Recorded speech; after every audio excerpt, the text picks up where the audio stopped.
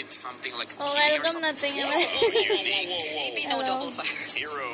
Whoa. Coming up, it's the Fredrin. This feels very pre-patch. Yes, that's the best way to put it. This feels very pre-patch. Alright, Pro on Esport कर लिया already मैंने. having a proactive kind of draft, and then अच्छा, आ रहा YG, a lot of control. Right, basically every single hero here has a way to start the fight and control the fight. When it comes to a Pro Esport, just like I'm cooler than you. Yeah, I think a Lilia looks Patrick good is cool. Oh, blue. Yeah. Why did Patrick? I thought you were shouting out Patrick. Patrick. Hey, you know what? Patrick shout production out is Patrick. also cool, all right? Coolest guy ever. He's the kind of guy you buy ice cream for. एक But he minute, needs how this you SpongeBob guys watching skin. this भाई? Patrick, that glue Chats gets to भी be तो आ रहा है ना in-game. Screen पर फिर. Oh, they banned out the Arlot still. Chats again, भी it's a screen Arlot पर आ Fredrin, रहा yes, है. but I mean, like, they already have the counters for it, so I feel like they should have banned something like an Alice. फिर problem नहीं Alice होता क्या Reyes, तुम 'cause लोगों को they do देखने well में? against the Phobias. Prediction Ruby's still मैंने तो उसको available. लगाया है जो टीम not तुमने बताई थी necessary ना now कि at this अच्छी point. है yeah. उसको. There's just so much threat for the mid lane too for Pro Esports. Like, you could pair a very annoying mid lane with a glue. I think there's still like the option of Eudora is still available. Lilia Eudora. You mentioned that as well. But the fact that they took out an Arlot, is there just something they don't want to break formation? नहीं आ रहा, no problem, Ban अच्छा, out the अच्छा. Eudora because again, ठीक है. even though they don't have an assassin just yet, Yeah. you just know the EXP is going to be a damage dealer, the gold laner is going to be a damage dealer, and having a mid trio like Marcel and Fredrin always in front of your face, Eudora has an easy time to stun both of them. Eudora will disrupt it quite a bit, and now even the Barats But gets Pro banned is out as well, better. so they're drafting in a way अच्छा that नहीं makes यार sure मेरे को that in your दोनों का EXP नहीं laner पता gets तो तुमने win, मेरे को but जो लगाया again, था there मैंने are उनको वो options कर here. दिया था It almost looks like gas they में डाल want दिया था. YG to use something like an Alice or a Uranus that's भाई बताओ you know, इस I would say मेटा में not super यूडोरा पिक हो front रही heavy है tanky, like the वलेड पिक tankiness हो of रहा है Uranus as well as even Alice is Eudora from ban healing, हो रही है not necessarily because they have a lot of God HP. Also But speaking picking of that, भाई. I think Oh Pro my Esports God. are yet to pick up something to deal with the massive HP that could come through for YG. Like, they don't have Shred necessarily just yet when it comes to the team fights.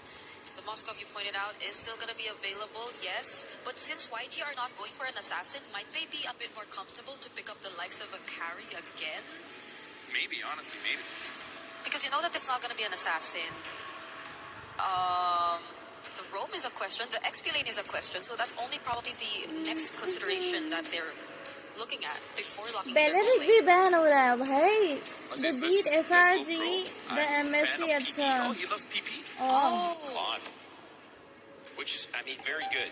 Very good. We've seen Claude Got prioritized it. in almost every game so far today. And this game, there's not necessarily a hero that counters Claude just yet.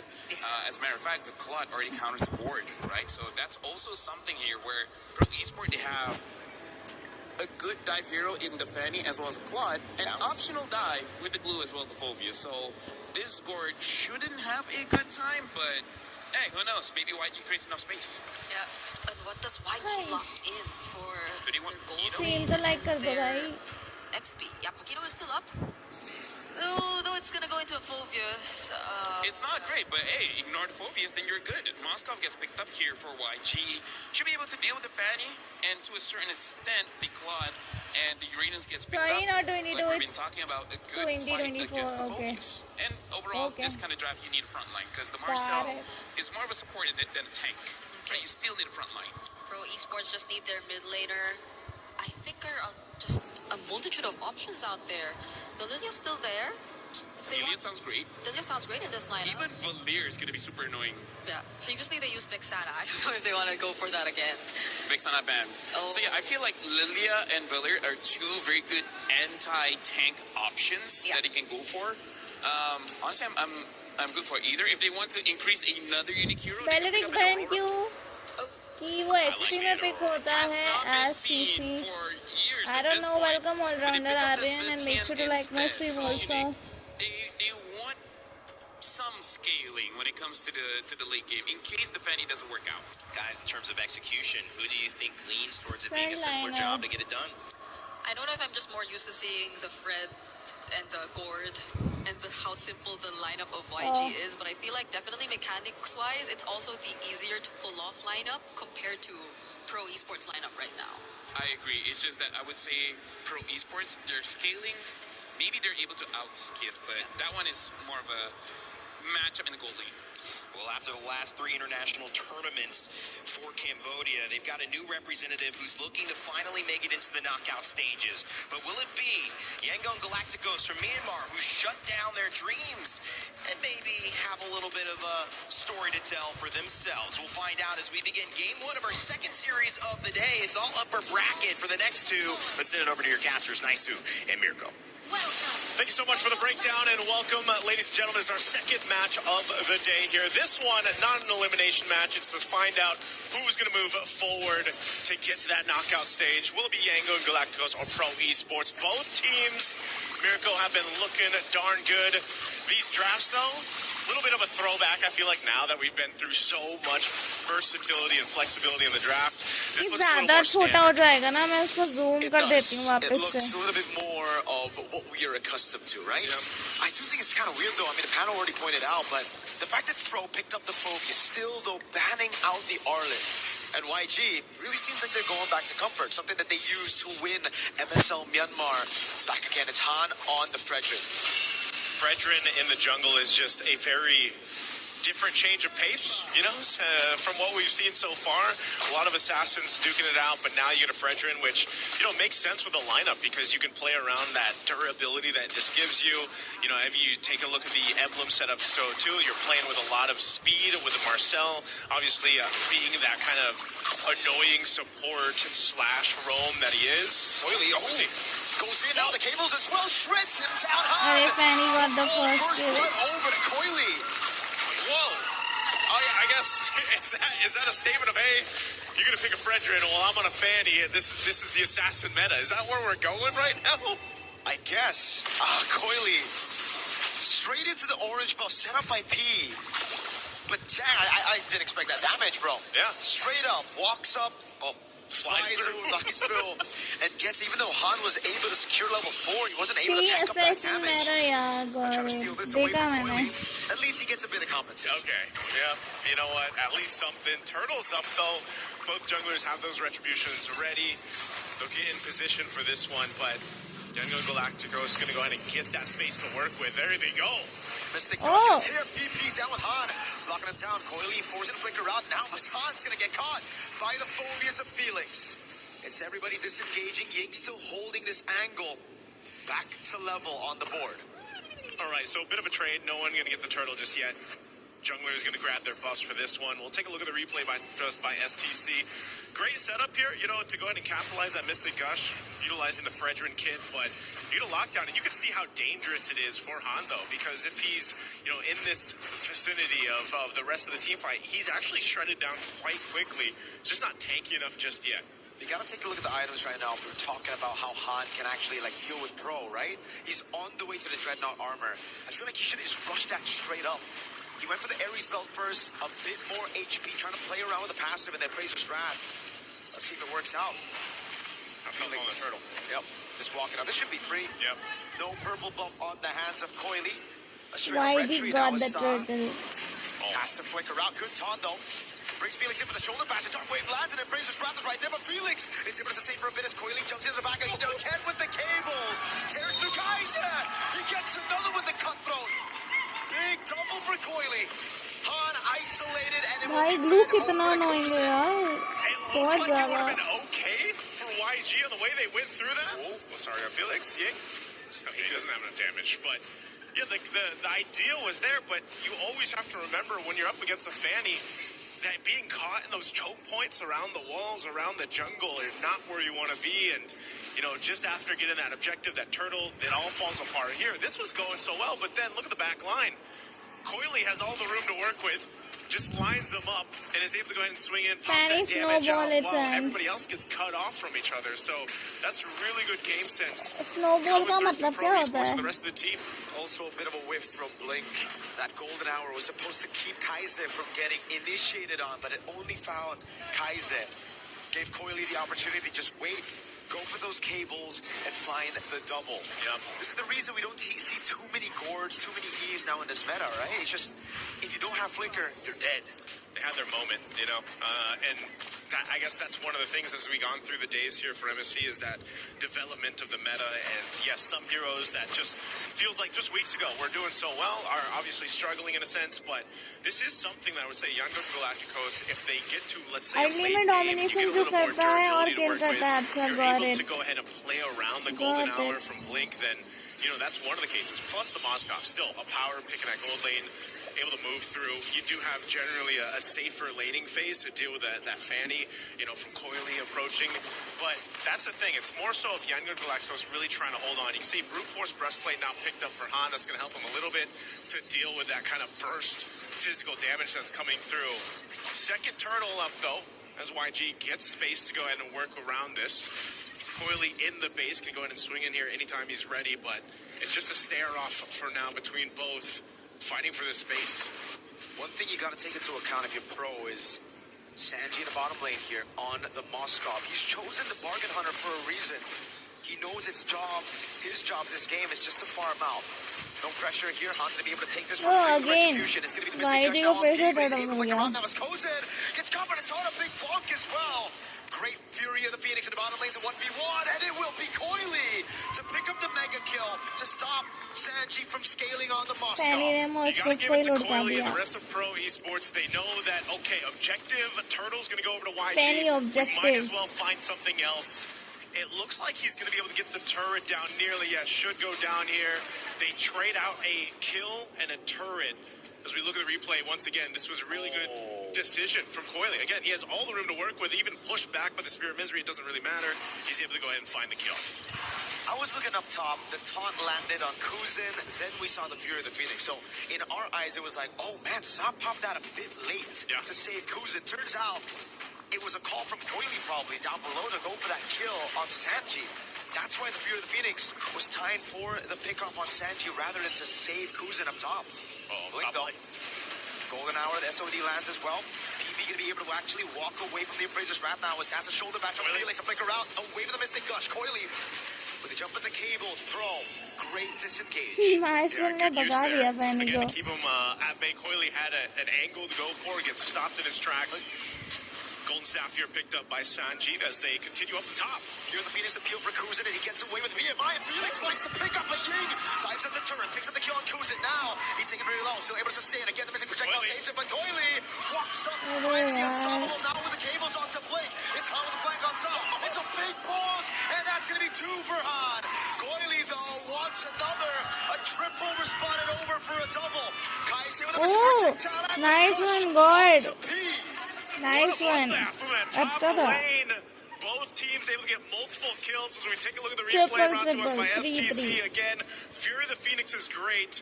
And look at both junglers. They have their moments here.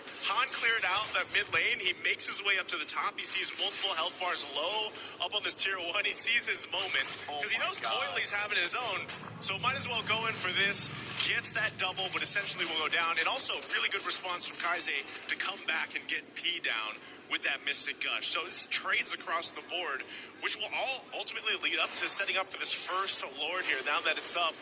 So this is, again, just a fight to see who has that better team fight. And you've got one jungler on the side of YG who's pretty stationary, you know, more of this bulwark front line, while Coily is everywhere. He's 7-0-1 right now. And pretty much if he finds one of the backlines of YG, it's almost Oh my an God, instant 7 guaranteed kill kills. for him. So they have to play around with that in mind. A bit of focus here, knocking down some of the tier 1 turrets up top. Coily. Dude, against a Moskov, usually you'd see Fannies hesitate a bit, you know, like kind of think twice about going in. Coily against a Marcel and a Moskov walks up like that, or flies around like that. Again, it's different in the hands of junglers like Coily. Again, he makes his way through this team fight. Coily, oh my God, Oh. the lead ignition! What a god on the Fanny! Coily again with the cables, no fear in his eyes. Oh man, fighting for this Lord. As I said, goes to the back line. He's able to get a kill. Now with the numbers advantage. Felix the walk up again, the slam the pass back from P. That's a mount already. That means the Lord is going to be free again. Glue ले गया Boy, so Fred trying को. desperately to get through. Coily's taking a bit of damage now. Goes to the cutthroat as well. Blink with the golden hour. Oh, he saves Oh. the game. Walks up. Oh. Goes to the red tree, but it doesn't अरे matter. पर It was still the golden hour. The red tree went अरे over to the यार, member of Pro. shit. Goes with the pickup on the pursuit, almost takes Blink down with him. Ooh, that would have been way Sira worse Gable if Pro Esports did Siglo not dum get that Siglo is Lord. Siglo. Kozin was able to go ahead and secure it, I believe, just in that midst of that fight because Coily went down. That's also a big shutdown, though. Taking out Coily like that. So for now, Yangon Galacticos, they found a little bit of momentum to work with. They should clear out this Lord relatively easy. And now some of that gold starting to build up, starting to go in their favor. Sanji's got the items mainly that he needs at this point, and the rest of the team is starting to get tanky enough to deal with it. It's more about the execution part, the micro part when it comes to these team fights. The biggest threat here, too, is Kaize on that gourd against Coily. If he's taken out and he doesn't have a flicker and he doesn't, have that whatever defensive item he decides to go with, that's just unfortunate because your whole game plan is I'm gonna get a sun off, Mystic Gush real quick, get some people low, and build off of that. But he knows he's gonna be a target, and so now for YG they have to adjust these team fights. And it's just so sad to see the golden hour now 2 times. First time was, okay, that was just unlucky by Blink. Second time, miscoordinated by Han and Blink, right? The golden hour was there, it delayed the Lord. Coily was already dead, but Han went for the retreat. Because the Lord was still in golden hour, the retreat went to one of the Pro members, and that's why Kozin was able to seal it away. Yeah, once again, Marcel, that golden hour is so valuable, but at the same time, sometimes it can backfire in a way that you don't expect. Now it's pretty much even across the board, except for the fact that you got a couple extra turrets for Pro Esports off that Lord take, off that Lord push. Helps open the map a little bit for them, but they still have plenty of time to go ahead and find something here. You've got some pressure on this purple buff. They're gonna all in on P. Flicker out of the Razor Strap and the Mystic Gush already. That's gonna be Coily with the damage. Oh, the mount as well. Big Fury of the Phoenix. Onto a choke point. Han with a taunt. Onto 2. Ying still trying to buy some time as Han pops P. Okay, they fight back again. It's been trades all game long 1-for-1 for the past 12 minutes here. And you're seeing it too. Now because of these items falling into place for Yangon Galacticos, you can't find whoever you want, aside from the Gord, Kaize, for Coily to go ahead and get, because just again, you have enough durability at this point, and you have to start to rely on your both gold laners to turn the tides of these team fights. But you'll see it here. This is the team fight comes through. P surviving this is also crazy. Good use of the defensive flicker, staying alive, and then he mounts up and brings back into that Fury of the Phoenix blink. So really good timing there, but Han also gets his revenge. Again, he had a tough start to the game on this Fredrin, but so far he's really found footing. And the gold lead is non-existent for YG versus Pro. We should have expected this coming into this matchup. YG with a dominant game against QK to make it here. Pro with a crazy upset victory over Selangor Red Giants. Both trying to fight for that qualification to knockout stage. Han holding on a neutral objective, jumps on P. No flicker. अरे यार बार-बार glue चला जाता है. Gonna get caught by the taunt as well. Glue तो easy kill. बार-बार God उसको stun कर रहा है. Glue like bye-bye. Oh, they're gonna fight for this Lord here. It's at half health. They know they're down P. They're gonna just blitz this Lord though for YG. Han's trying. Golden hours placed out. Phoenix with a steal on the Phobius. With the help of the Fury of the Phoenix, how did that just happen? Was that just a dark wave? No way. We gotta get a replay on that. What? We have to see it. Again, that Fury of the Phoenix really helping. They're trying to hold on to this mid turret, but man, another Lord. Uh-oh. I thought he was gonna pay for his sins, but no. Flicker. Getting out of jail free card. Coily. Oh, he's here. It's coming to post the moment. Oh my god, what a crowd. Perfectly timed by Kaize. A bait away. Coily wants part 2. With the cables, this time trying to bait out a battle spell.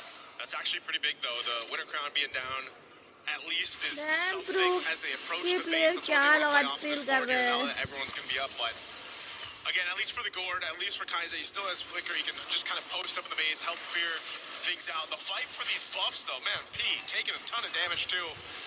Goes in, trying to take down a tier 2 turret. Lord makes its way up top now. Coily going to be stopped here.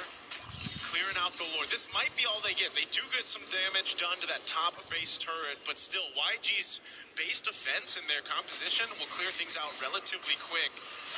So, I mean, based how things have gone for the last couple Lords here, it's got to be the retribution for the next one, man. It's going to be so important for either team to go ahead and secure that and get this momentum as we look at the items.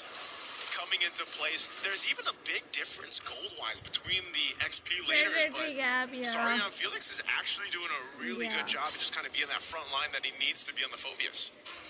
This is why even after those nerfs, the Phobius still finds itself at a pretty good spot in the drafts, right? Still prioed, banned in the first phase, especially with the assassins coming back into meta. But martial ने alt दूसरी side किया था. अगर वो Lord की side करता तो वो स्टील नहीं कर पाते ना. It shouldn't even be possible. Again, I would have loved to see the instant replay there. How did he get his hands on it? Because it didn't really look like Coily was in a position to steal. Han had a free retry, it almost looked like.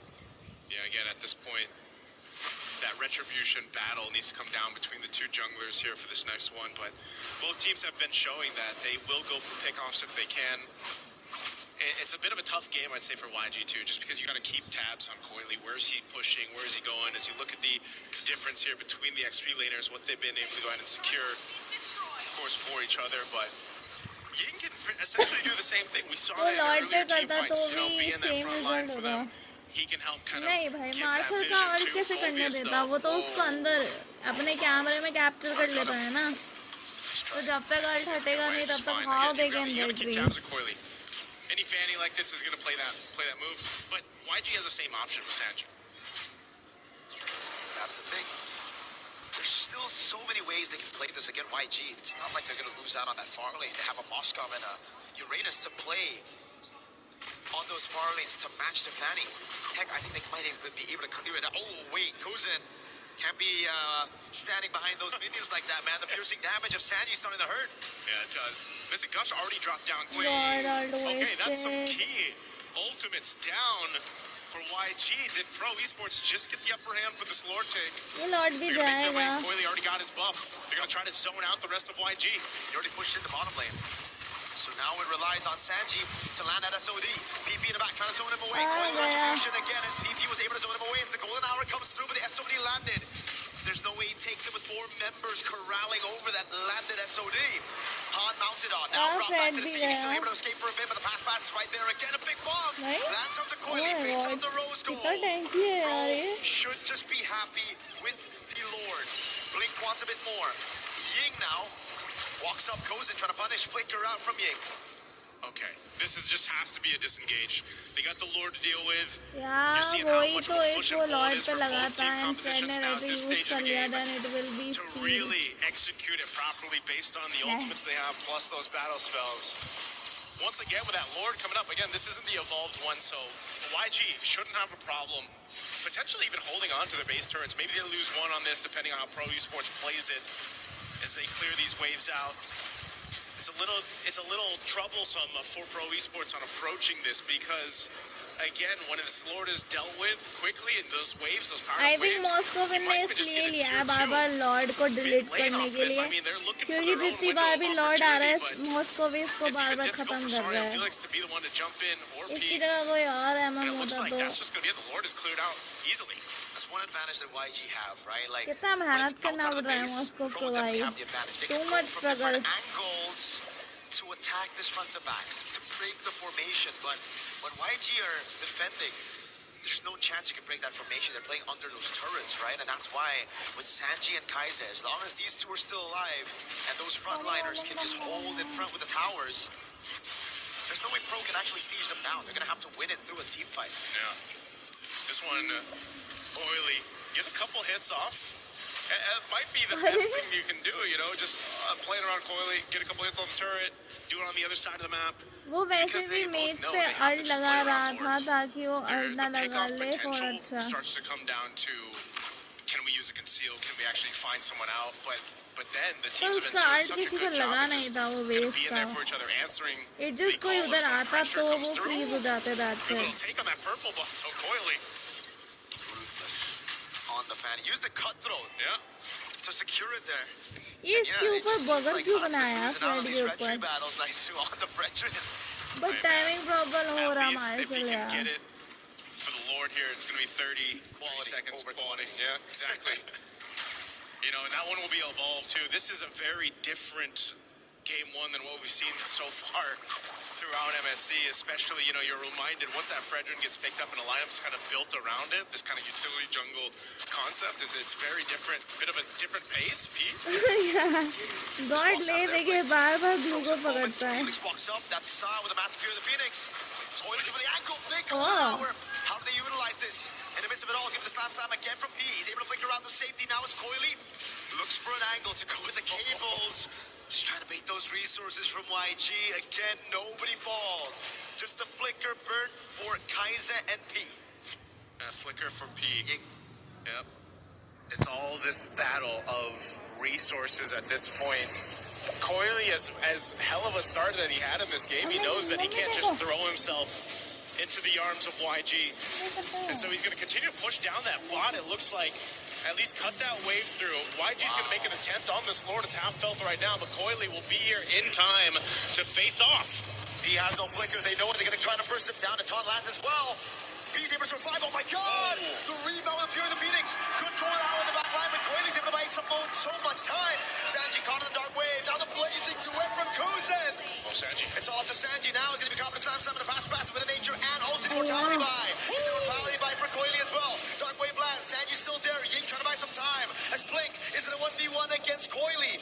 It's an all-out fight everywhere in the map. Again, Coily trying to chase Blink down. He's running away. Finally gets cutthroated and assassinated up top.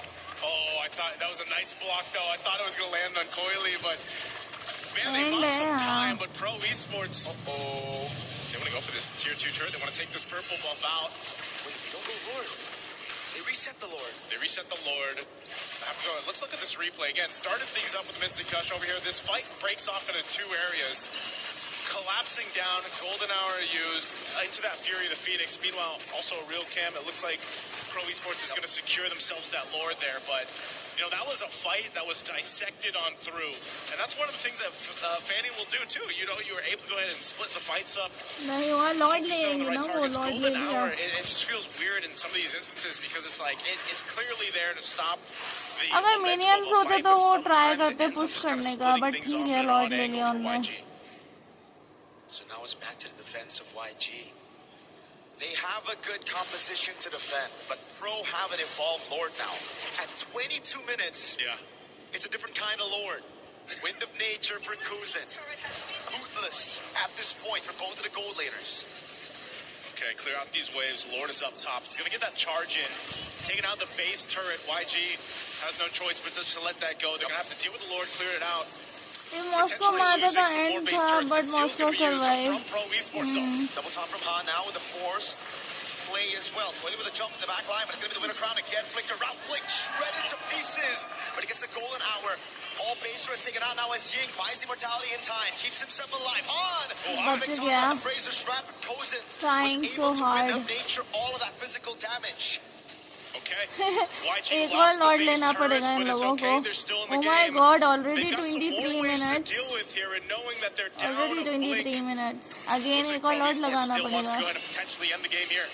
Ying again pops into consecration, bending mini waves over to the right side of the map. Sanji clearing it out. Kaize no flicker. He needs to play far back. Pro are still lingering. That's a bounce. बच गया The भाई. Mystic projectile landed. The BMI gets Kozen out, but the rose gold was already brought. So that's all they get. Pro Esports off that evolved Lord will take एक और Lord लेना down and पड़ेगा. strip the base of those turrets. Taking the disciplined route, even amidst the lead they have, it's just YG still able to fight up. They're still able to do well. This is where we start to see the item swaps come into play. Winter crowns even being picked up. You've got multiple across the board here for YG. Wind of Nature sitting on Sanji. Sanji has been doing a great job just staying alive because he's so pivotal for them to actually be able to stay in this game. Kaize as well, very happy with his Mystic Gush timings, but he's got to go in a way where we saw in that last fight where he pops the Winter Crown, he Mystic Gush, it's still being used even when he's frozen, but again, it's better for him to go ahead and do that in the base. But this time, now 24 plus minutes in the game, this Lord, I don't know, man. If Pro Esports able to secure YG depends on with this kind of defensive line of YG Moscow has, is good. He can defend against that. Coily still pushing Oi, the bottom way. split push मार रही है Fanny. Force someone from YG. Someone go force base. Sanji to go clear that out, respond to it. Holy. Even with the distract कर रही है फैनी, distract. देख अब Moscow को जाना पड़ गया ना उधर लेन क्लियर करने के लिए। अब मे भी शायद लॉर्ड इन्हीं को मिले, पर मॉस्को उधर होता तो शायद चांसेस रहते। शीश, मॉस्को मरा तो खत्म है YG के लिए। This is a Lord dance as ever. Still half health on it. Fury of the Phoenix still on cooldown, so they don't have that right now.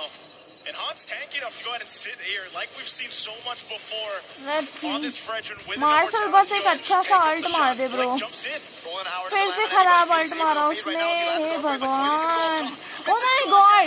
YG got the Lord. YG got the Lord. Damn.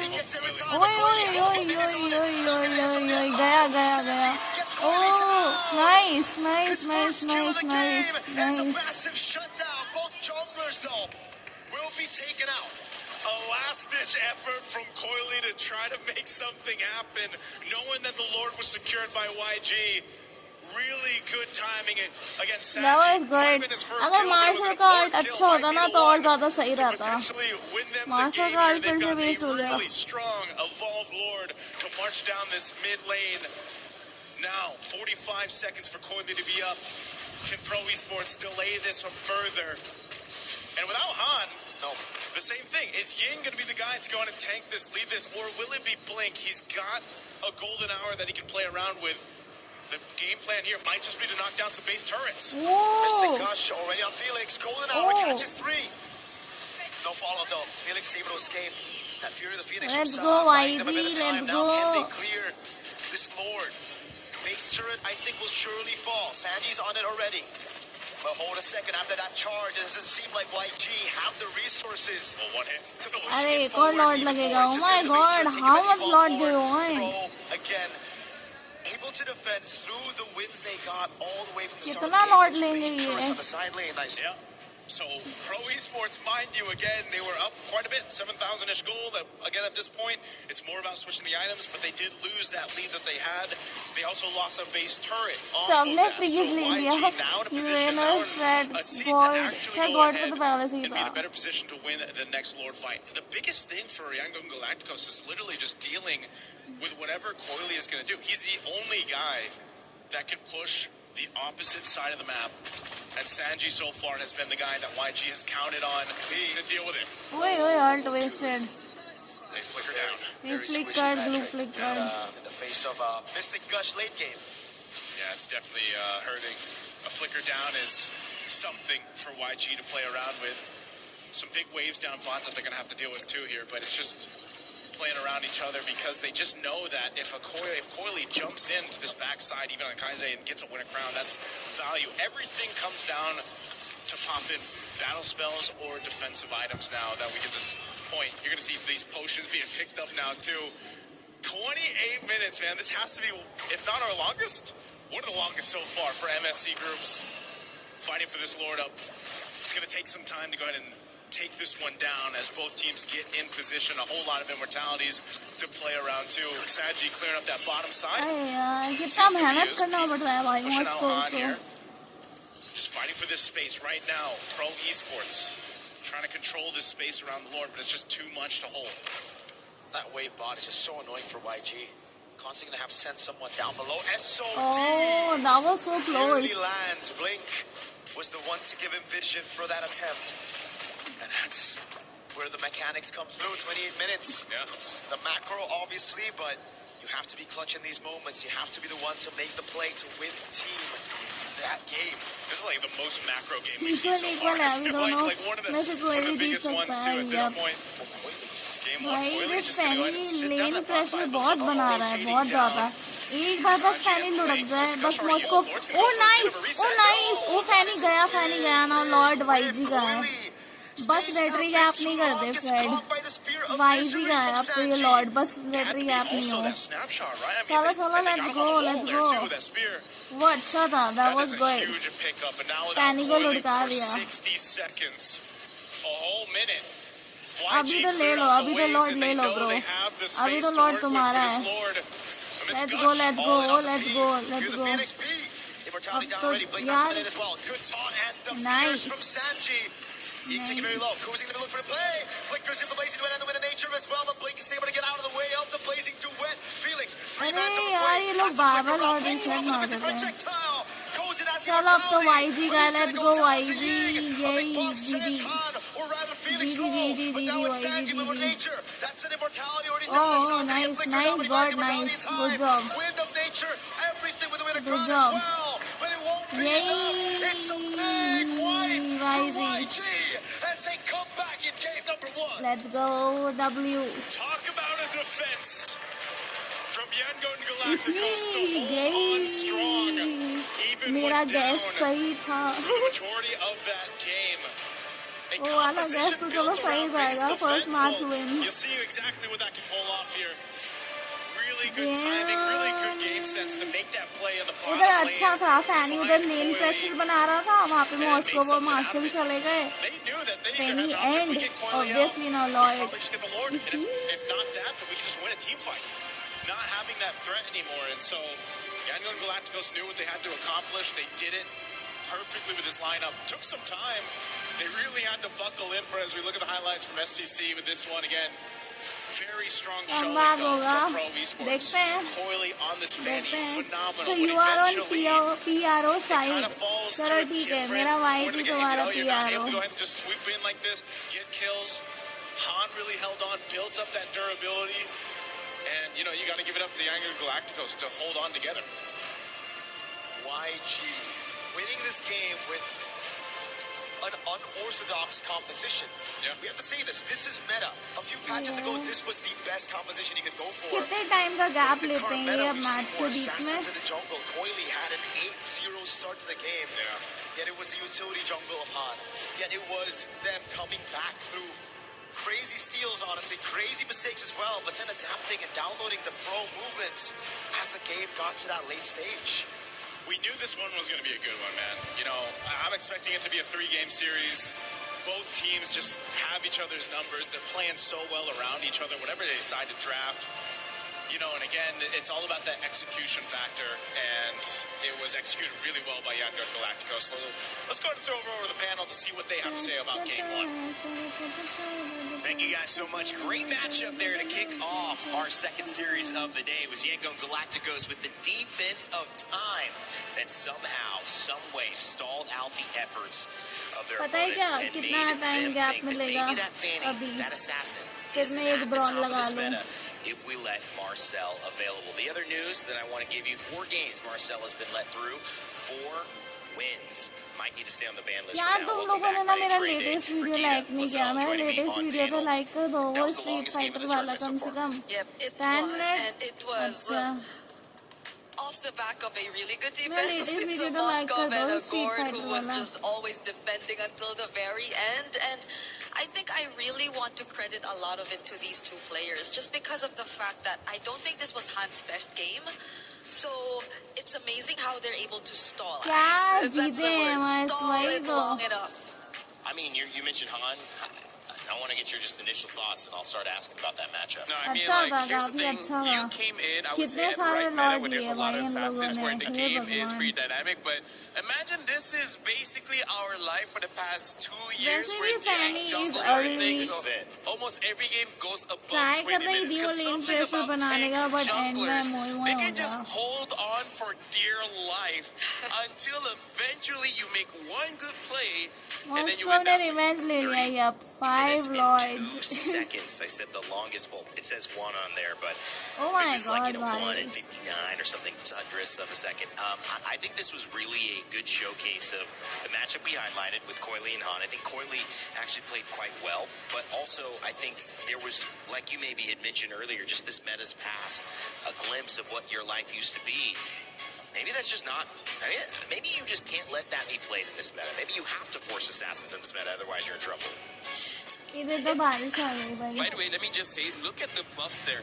How many times Han has been denied of the buffs? The orange buff, he only got 12, and then Coily got 17. The purple buff only got 15.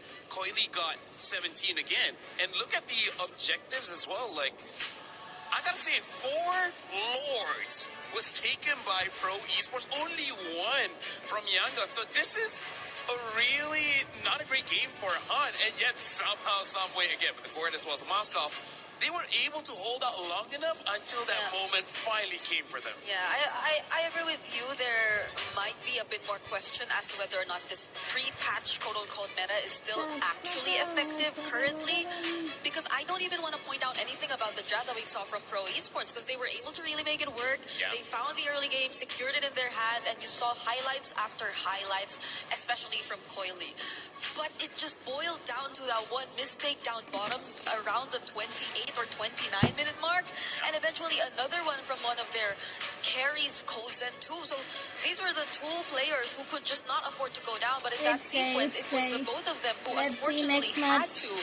And you could no longer defend that siege if you were Pro Esports. It was a style that they ended up needing to draft around. ये तीन जने जो भी मेरी stream देख रहे हैं, तीन क्या आप दो हो गए, मेरी लेटेस्ट वीडियो जाके लाइक कर दो ना यार. He showed how effective that character could be, but it wasn't enough. Leading the entire time, Pro Esports stumbled at the very end. YG maybe made them stumble, and they got the win. Game 2 is upon us, but Lavelle, before we do that, break down what you saw in Game 1 that led us to this longest game of the tournament so far. So I agree with Brigitte, we don't have to look at the draft too much, but I feel like we still have to talk about two things here. The reason why I say when it comes to the late game, it's going to be a skill matchup between the teams is because if you go to the late game, the Moskov as well as the Gord is amazing just because they clear the lanes very fast. The Moskov has an added advantage where even while he's clearing the minions, he can attack enemy. In comparison to what Pro Esport has, I would say the weakness of him trying to end the game was having this Zetienne. Zetienne is pretty good at sieging, just not enough, I would say, firepower to make the Uranus, worried, to make the Fredrin worried. So the front lines really don't care that much getting attacked by the mage, hence not giving time for the Claude to actually attack the turret for himself. So now we're going to be looking at some clips here. We're going to look at the early game, and this is the effect. One of the reasons why, yes, I'm standing up, but as long as you're comfortable, right? One of the reasons why we don't see a lot of Fredrin is because he has been nerfed in the HP department. Rarely do we see this when Fredrin starts off in his own jungle, and look at how fast Fredrin got bursted down. And in that moment, we even saw Fredrin get level 4 first, and then the Fanny. So not even had a level advantage, and yet the damage is he can't sustain it. And then going for the second thing here, this is honestly just glazing the Fanny of Coily, because look at this situation. I feel like for all of the assassin players, they know how difficult it is, where if we're going to be looking closer into the minimap here, you can see that the Gord as well as the Claw, they're protected. They're behind a wall. They're close to the turret. This is a situation where you don't really see assassins going in for the kill. And yet, you look at how Coily uses this entranceway. Like, there's not a lot of situation where you can go through here and be safe. The only reason why he is safe is because the rest of the front line are here. There is zero protection down back. All of the damage dealers are here. Thank you very much for अभी तो 1080p थी, अब 480p की कर दी. And this is why that sequence ये तो गलत बात है, कल भी इन्होंने ऐसे ही किया था. Start to creep in, where this is, I would say, the first mistake coming in. तुम्हारे में क्या दिखा रहे हैं quality? We have to zoom, and we also look at the highlight circle here. Look at how low Coily is. Yeah. He should not be anywhere close here, because the thing is, the Lord does true damage. Even though this is 9 minutes, the Lord doesn't hit that hard. You still got to respect it. During this time, the golden hour was used trying to stall, but this is where we got to say, unfortunately, Han, not just Han, the entire team does not utilize the golden hour very well, because they use most of their abilities during the golden hour, and by the time expires, it kind of doesn't get used anymore. So this is the first mistake coming in from Pro Esport. They do things differently here. They could have ended the game much earlier. And then this is basically the final one, where this is one of the rare times that Han finally gets a win around the Lord, and that's like 25 minutes. And then at this point, this is where winning really counts on skill and a little bit of luck, because Coily was trying to end the game here, but then as he's reaching forward, he got hit by the SOD. Look at how perfect that hit really was. And then Coily was next to the base as well, so he will get stunned. हाँ वो तो ठीक है, लेकिन एक बार मतलब check करो ना तुम्हारे में क्वालिटी क्या दिखा रहे हैं. चलो मैं चेक करती हूँ, रुक जाओ. मैं दूसरे फोन में चेक करती हूँ. There's a world where he can, especially as you could see. what is that? You can see how it's just taking a bit more time for Kaiser to go in. He doesn't have the Mystic Gush either. Yep.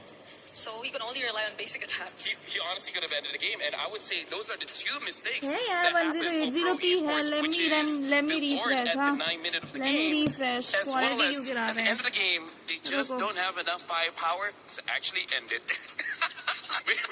She couldn't let her card fall. I get it. रुक जाओ. Been over here. You know, it's good of this Hey, stand. this is our whole stage. This is our home. We can yeah. stand if you want. We sit, we stand, we do it all here at MLBB. What a fun, game. We're a fun bunch. Again, this is such a yeah. fun bunch. You guys are obviously fun, but this game is so fun. It's so great to dive into it. I've loved coming from Apex, right? We're so focused on the कर game दिया. and where the game goes, how it evolves, how it grows. We are fans of that. We want the best for that. This game, it just the sky's the limit. Obviously, so big around the world, and so big around the world, and so many great अरे communities यार, who are involved in it. ये Games bar like bar that. पता है stream पर If हो you're रहा a है ये fan स्ट्रीम coming in पर and saying, quality "It's bar bar low EWC कर रहे हैं 26, ये. I want to check out MLBB. Maybe it's my first time checking out this game." That is one of the reasons why you say, "Wow, this is fireworks," and I can just jump on this right away. Maybe play alongside, grab your phone, grab your tablet, jump in, bang bang, let's do it. I That's love it. so beautiful. कौन है ये? Yeah, A become a bang banger. एक minute ना game में Silence. Check करती हूँ मेरे को. गेम में चला के चेक करती Let's हूँ go, मेरे man. को. I'm having a blast. I know you guys are as well. Let us know in the chat if you're having fun as well. Any co-streamers also. क्या पता game में Hopefully सही you guys है. are enjoying this event. Flying Let me see. Cloud will be where we set. Game में चला के.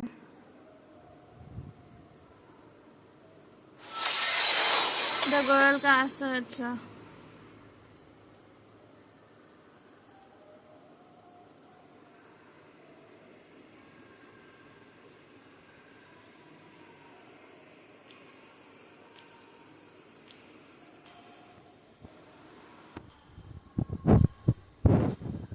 Ignore invites on कर दो यार. इधर इधर. Was the longest game of the entire MSC2, Yep. and I think that's enough to show you that it's not going to work against the lineup that Pro Esports could potentially put out. But Look at the change. you're still Abhi seeing batao respect from to. Pro Esports nonetheless. They would rather not have them pick up the Fredrin again. Yeah, but the thing is, there are other tanks. I mean, not that I want to see it, right? I want to see the assassins, Yeah. but also I do want to say, like, for Pro Esports, in terms of answering what Rain Day is saying, it's kind of like the only mistake they did was not ending the game, right? Everything else was perfect, right? Right. Where personally for me, I would just say, you know what? Glue and Phobius, you guys don't matter. Dive into the turret. If you die, you die. But let me end the game, because that's, I would say, one of their mistakes. They should have just been brave enough to sacrifice some of their members and then ending the game. But again, going up against a Moskov as well as the court, it's kind of difficult to end the game. But now, the Freya does get banned out. Hirara is still open. Same as multiple other heroes like the इसमें Eudora, zoom the नहीं होगा Yushin. लेकिन YT पे Yeah, जाके quite he a lot zoom is still होगा. there. पर YT पे मेरी I think quality the down हो रही है good bar bar. thing that's happened here. Oh boy, we probably did not expect this. But you know what? It kind of gives you an insight, doesn't it, Brigida, into like how comfortable PP probably felt. Wow, on that sorry, I turret. just saw it. Finally. They probably were like, "That's kind of how we've been winning. That's where we feel comfortable. So we should just prioritize that." Yeah, I feel like it's a finally moment here for PP because a lot of their playstyle really revolved around having a really marshal ban कर दिया भाई Valorant इन्होंने. in the middle of everything, and that hands over the hero. YT ने खुद का ही pick ban कर दिया. This is something they should have expected, right? और The उनका fact that they फ्रेड went for बैन the कर दिया Valorant PRO ने. means that they should have pretty much expected this, and at least they can draft around this hero again, which worked out for them. Yeah. If they don't actually have to change anything. They get PP more comfortable. They get Coily back on the Fanny if they want. And they can start looking at other lanes, trying to secure maybe their mid. Yeah, If they want to do that. They I'm can see thinking Eudora. here, like, they're letting go the Eudora. Do they want to go for tank jungle again? Because there is still a few heroes that's pretty viable, but no, they go for Yi Sun Shin instead and a Ruby. Whoa. Really, for now, I don't think Yi Sun Shin has won a game yet. No. So, I don't know how to feel about this one, especially this early. Right, you're showing your hand quite early here. Yeah. Because even the Ruby, and it's not like you're seeing a dive comp per se from Yangon just yet, but it seems like Pro Esports have built on their catch, have built on their capability to just It looks like for Pro Esports here, they just want to build a castle around Yi Shin, right? Have a lot of utility and then let him free hit. Well, think about how long that game was, right? Oh, yes. The ability to scale, having an answer for late game. Yi Shin does suffer early, but late, that's where he's going to shine, right? And Hirara, not like a Ling or a Claude, can dive in super fast. She can still dive in, don't get me wrong, but not the same way. And now having the Barats, where I think that's a pretty good answer to what Pro Esports have already shown, because when Barats gets the max stack of the big guy, he does have some resilience, meaning that he doesn't care too much about crowd control. He does care, but not too much. So that's a good way to like just be a front line for the team and waiting for your opportunity to go in. I'm going to say YG is drafting pretty sound, and Pro Esports does seem like they're showing new-ish things here. Yeah, I agree. It's also making me wonder, because I think the probability of us seeing a double fighter lineup in Pro Esports is pretty much very high. Yeah. But for YG, on the other hand, who are showing a Hirara right now, I'm wondering, and a Barretts too, I'm wondering if they're planning to even consider that route as well. Because if they do, then that's going to make things, I guess, that's going to allow them to play around the Hirara, yes, but the range, I think, is going to be a problem. Melissa. I feel like Melissa would work well against the fortress that Pro Esports is building. Yeah. As of the moment, they still have that option. They can pick it up. They've added a Carmilla. Interesting. We haven't seen a Carmilla just yet, so maybe they got some information about what's going on with Younger Galacticos here. Right now, they can pick up their goal lane if they want, because they don't have the goal lane as well as the roamer. And I feel like showing either or doesn't exactly expose your draft too much.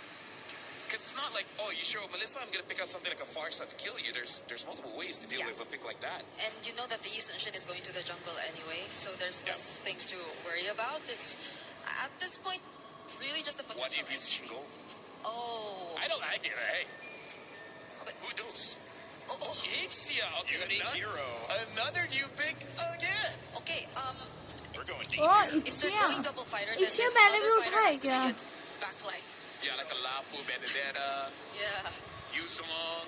There has to be someone to reach that Ixia, because, well, it can I think also be the CC main. is okay. I think CC is okay. Yeah. If you want to put CC in goal, but Ruby EXP against Barats may not be a good matchup there.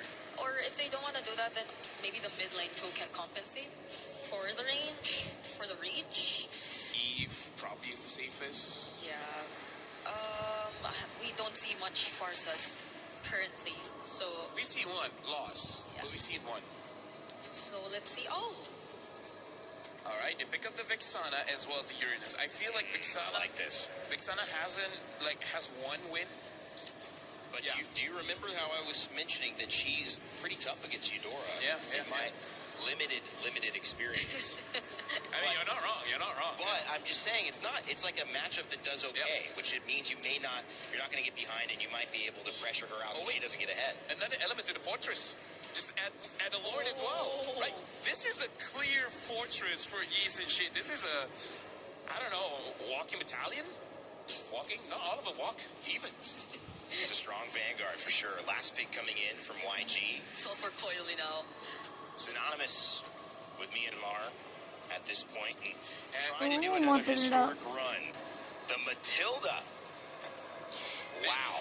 So Another unique hero. एक ही front liner है उनके पास, but इनके पास 3 front liner है pro के पास, Belerick, Ruby, I'm gonna Uranus. tell you, Brigida, I do not know how to How? approach this draft. How So I'm YG gonna look at will? this How? like a How? fan. This seems like a fun game to watch. How? Yes, it does. I think it's just very ये game तो नहीं specific for जा Yamaha. They रहा. can go very specific with their targets, but Pro can go a little more heavy on team fights for this game. Well, I'm the pro analyst. I know exactly what's going to happen. Vexana's going to be Eudora in mid lane. I can't believe you guys don't know it. My Grandmaster rank games, I already figured that out. Okay, let's send it to two guys who have a better idea of what might take place here. Game 2, trying to tie it up. Nice, Mirko. What's going on? Hey, we appreciate that right there. You know, I see you climbing the ranks there, but let's go ahead and jump into this one. It's me and Mirko to bring you the action right now. again, it's interesting drafts across the board. Another unique pick. Yangon Galacticos last game paid off with patience because they turned a game over on its head and got the victory. Now, Pro Esports, I like it, man. This is all playing for your Yi Sun Shin. Maybe that's what it's going to take, Mirko, to get him a win because, yes, the YSS hasn't really won anything. Nope. Been used twice already. P already has to use a Revitalize early as well. At least there's one thing, right? YG technically only have one frontliner. So if they don't want to go front to back, they technically don't need to deal with too many tanks. The thing is, it's a barrage with the help of Matilda, though. I was going to say, it's one thing to have one frontliner who can just go anywhere, That's with the help of the Matilda. And even so, if I recall correctly, the Matilda can also do some interesting things with a Nick ship pick, man. Drop down that Overwatch and Sauron through. So I feel like for Yangon Galacticos, the upper hand here, aside from just Sanji. Okay. That was all right. Burn the flicker. One of the upper hands that I was going to say. Oh, hold on. Whoa, a Purify out first blood for Han still, despite the Purify from Felix. So that's an upper hand, getting the first blood, but it's also just, again, mobility options that they have to play around with this composition. Taking a quick look at the emblems, you can see where they're going with this. Again, the Matilda's going to have a whole bunch of mobility to work with, and this being Flying Cloud also kind of brings everybody back to the team fights really quickly. The Barrett's being the one tanky guy. You can see him. He's got the tenacity. He's got concussive blast. He's on the tank emblems. Ying knows his job for this one. Koza's going to be able to take that gold crab away from Sanji. Obviously already won that lane earlier, but Sanji can just walk back up. Flying Clouds very easily. That's the thing. Doesn't matter if you really bully your opponents here this early on with the Flying Clouds map. Oh, big chop by Ying, spits him out as well, gets a stun, and look at the peel from the rest of the team. Felix able to stop that from happening, the pick off on Coily, but he's a bit too low to participate around this turtle fight. Yeah, I really like that sound effect there, Miko. That was a good one. Now for the turtle, fighting it off. Not sure if they're going to get in range. Han gets the turtle secure. Why is he got the turtle? Not on Sa. He was already a free kill, I'm guessing, for Blink. YG go up 1,000. 1,000 gold because they've got a couple kills in their favor.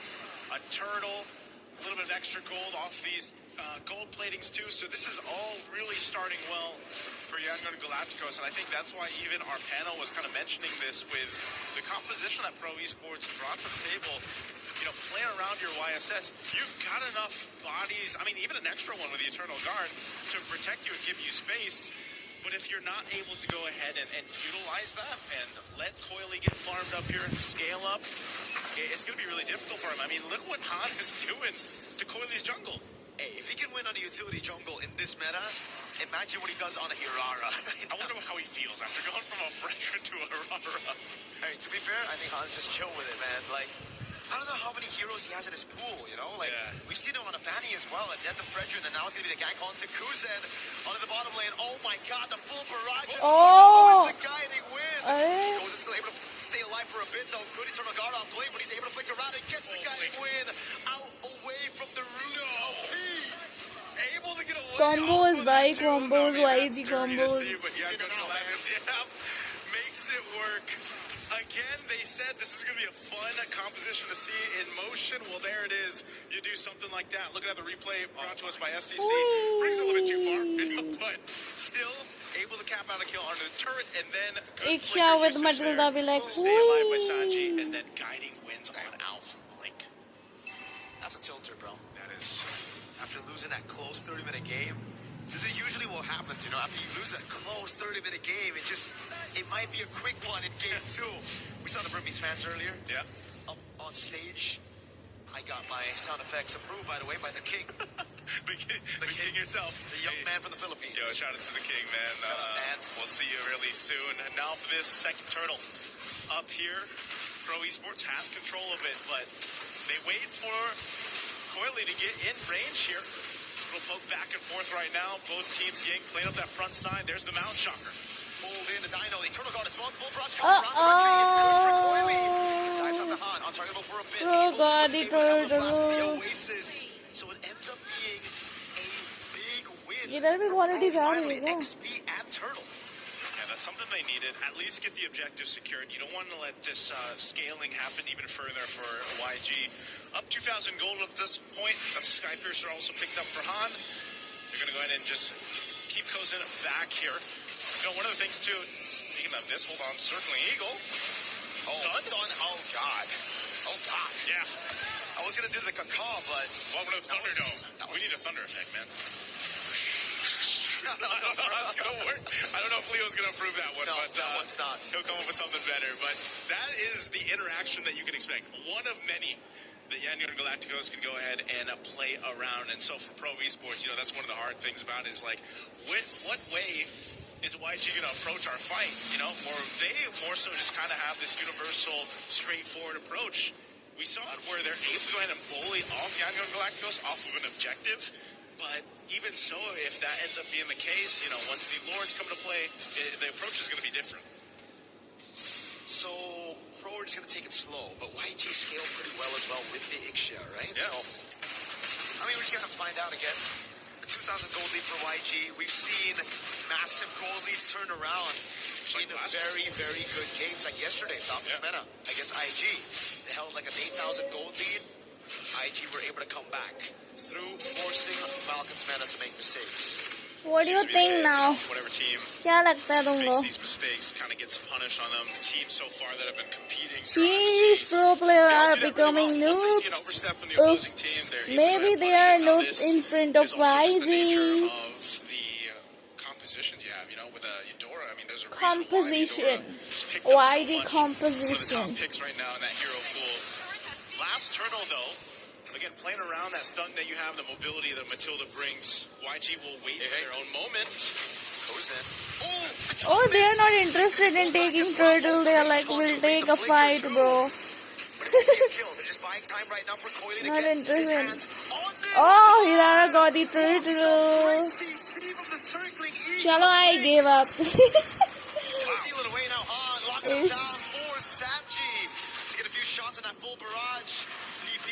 पहले तो मेरे को इनका draft देख के लगा था YG वालों का कि इस मैच में तो नहीं होगा, बट भाई इनके combos are so good, literally so good. Cause I thought कि उनके पास 3 टैंकी फ्रंट हैं and इनके पास सिर्फ एक फ्रंट लाइन हो रहा है, तो how they will? But look at them. This looks like it would be so good for Pro Esports, but Blink with that Matilda coming through on the circling eagle, and then Han able to swoop on, get that, and then capitalize a kill. You know, this is one of the things you got to watch out for. We've seen it before where Hirara gets like max stacks on the Sky Piercer, and next thing you know, you're gone. You know, and so Pro Esports, even if they want to buckle in a little bit for this, it might be one of those cases where you don't want to wait too long. Just because of the scaling that's happening here with YG. Now, bringing it further, you can see, okay, couple stacks. So 2 kills off that when he picked up that Sky Piercer. But it's that threat now, that threat of just kind of almost lining up the kills too easily for YG to capitalize on. Even then, when they're trying to buy some time for It doesn't matter how tanky they are with outlets. Abhi pro के पास no chance.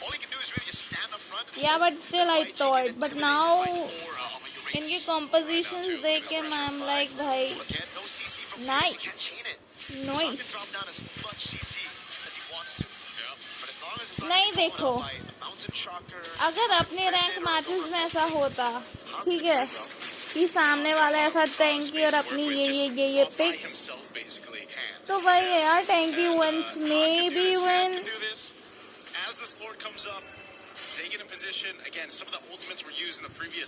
Hirara is monster in this meta. तुम use करो ना, फिर हिरारा क्यों नहीं खेलते हो तुम? हिरारा खेलो. हिरारा का सीजन है ना ये, तो हिरारा must be a monster. It's Hirara season.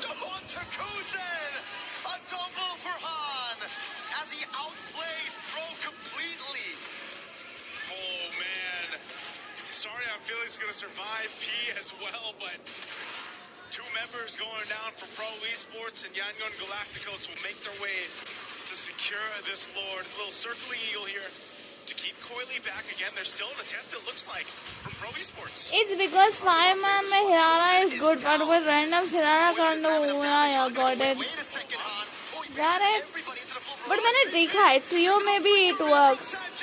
Trio में भी तुम ट्राई कर सकते हो. अच्छा टीम चाहिए रारा को डोमिनेशन के लिए. Try in trio also, not always. I don't know. And so just line up Pro Esports into it. And you know they want the Lord. I mean, look at this replay here. Again, Hunt popping that winner crown. What a bait. And just oh my god, their composition is so good, after getting the Lord, that's a whole lot of value for YG off of that fight. And now Lord, YG तो गया. YG sorry, Pro तो गया. Oh my god.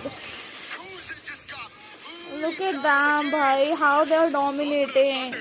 Basically, Lord charges in. Oh, okay, Purify used. There's the shields. उनके 3 टैंकी का कोई use नहीं है भाई. Down there right now, down Kozin for 10 seconds. Pro Esports just has to let these turrets get whittled down here. Hanzo walking in that wave up top. They're trying to hold Hunt to this one holy defense shield. This is such a problem, man. I mean, even alone, if you go too far forward, if you're Pro Esports, you're gonna get stunned, or you're gonna get Circling Eagle, or you're gonna get Daytona's Welcome. Like, this is what I'm talking about. With there was so many options that YG could play around with, and that's what's gotten themselves almost this 9,000 gold lead. And it just seems like the Yi Sun Shin might not be it in the meta, bro. Yeah. Like, he's done... No, it's not Coiley's fault. It's a pig. He's done nothing in this game, right? Farming up. Oh, ow. Finds him as we were talking about. Oh my god. Baladic deleted, Vexana deleted, Ruby deleted, bhai. Everyone deleted except Uranus. Now Uranus will be deleted. Let's go YG. Back to home, Cambodia. Let's go. Yay. Back to back, bhai. Nice. what a dominant game two for Yangon Galacticos after an endurance Bye bye. But यार ये लोग भी क्या करें, इनके coach लोग जो इनको हीरो प्रोवाइड कर देते हैं just to play. They are playing. Talk about draft diff for this one and just execution. Again, Yangon Galacticos, familiar names across the board for the most of us here that have watched international MLBB, and they are a team that just does it so well in so many different ways. And they're definitely going to be a force to be reckoned with in the knockout stage, man. अभी तो Onic का होगा. Go Onic. I mean, to make an Ikshimura Mirko is, it's insanity, but it's the insanity that I'm really liking with our meta. No front line except for Ying. Onic versus whom? Again, we saw those moments come through again. Nice to full barrage, pulled back by the guiding wind. So many times here was just them corralling onto Ying, but then forgetting the bot, everybody else having the time to deal damage, to pick up on those sacks, and once Han got the first 20 sacks, Aurora. It was over. Yeah. Okay. Han did again.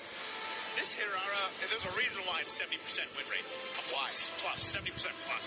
Because you do things like this, man. I mean, Han was what, 10-0 and 2 by the end of this? You know, multiple stacks. But also the Eudora. Like, if you get Eudora and Game 7 Hirara right now, it's almost like, okay, champions. what are we going to do against that? Because even when you thought you were able to get away, look at that. Boom, stun. You had nowhere to go. Han just kind of swoop in, clean up that kill. And, no, sorry, I feel like she's sorry, but Han's not. He goes and gets that triple. So it's just phenomenal execution here. We're going to have to throw it over on stage, of course, with Milosh for our interview. Hello, my friends, and yes, congratulations. खुशी देखो, खुशी खुशी खुशी देखो. अभी तो ये लोग टाइम लेंगे ना, फिर अपने ब्रॉल तो खेल ही सकते हैं. बहुत टाइम लेंगे ये. The Fredrin to be on your lineup because it's mostly been kind of redundant at this point. What was the plan behind it? Sanji အရင်ဆုံးတော့ခုံယူချောင်းပြောလို့ပါမယ်ပထမဦးဆုံးပေါ့နော်ဒီ Pro Esports ပေါ့နော်ကိုယ့်ရဲ့ပြိုင်ဘက်ဟာလာဒီလောက်မိနစ်30ကြာခဲ့တဲ့အချိန်တာအရှိကြာဆုံးပွဲပဲဒီမှာ Fredrin ကိုဘာဖြစ်လို့ရွေးခဲ့လဲ खेलना है क्या तुमको ब्रॉल? खेलना है तो आ जाओ. हाँ 1v1. अरे 1v1 नहीं, चुपचाप आ जाओ. ब्रॉल खेलना है तो 1v1.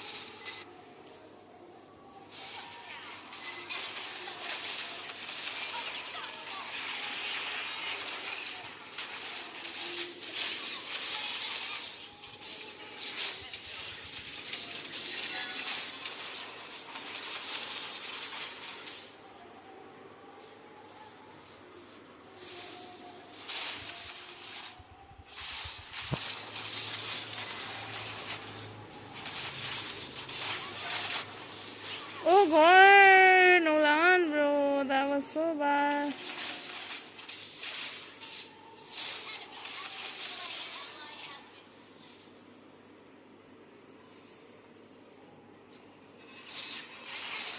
Oh, nice.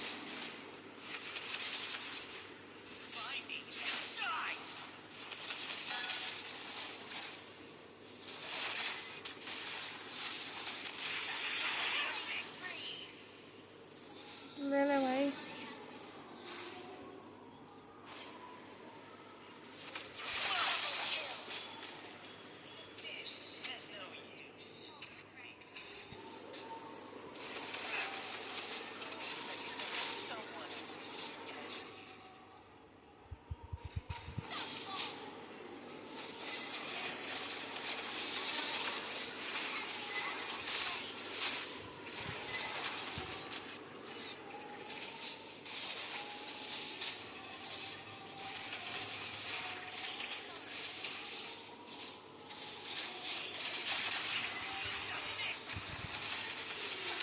भाई तुम सब पीछे क्यों हो? आगे तो आओ.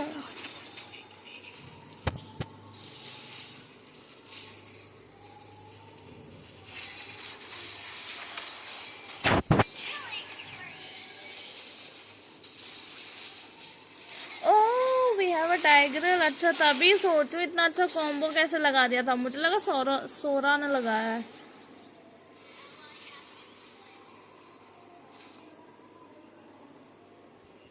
लुक्स लाइक सब ऑनिक मैच के लिए एक्साइटेड है तो जल्दी खत्म करके जाना चाह रहे हैं.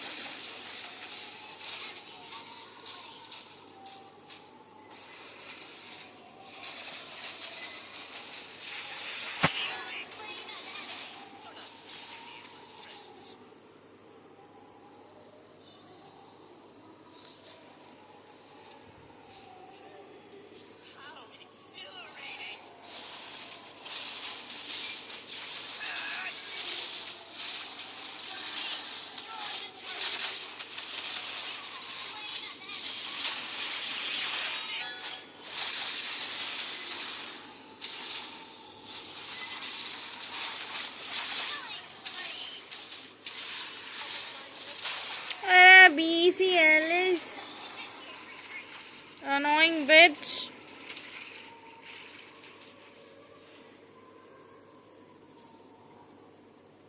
Hey, Alice burst है कि पोक है ना वो रेडियंट आर्मर जाना थे.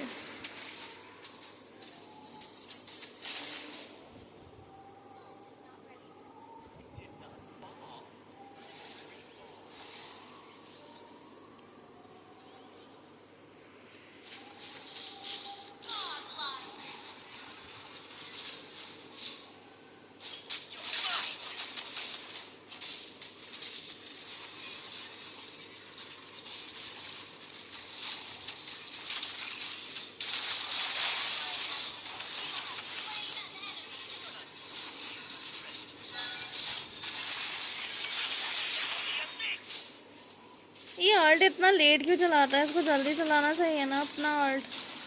इतना धीरे कौन चलाता है अल्ट पे?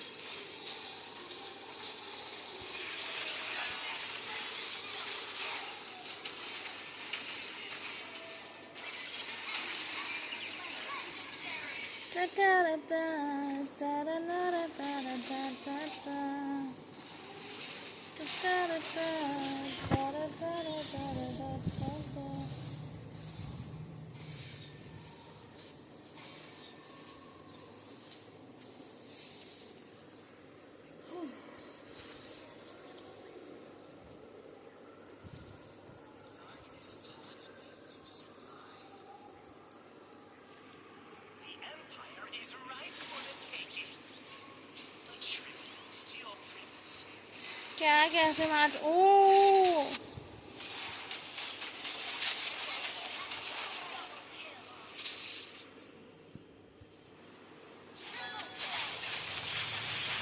साले है फ्लिकर की दुकान?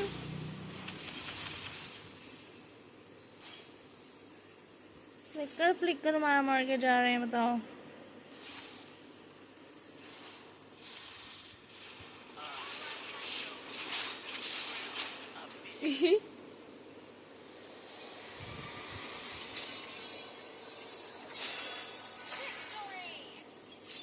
Oh my god, MVP!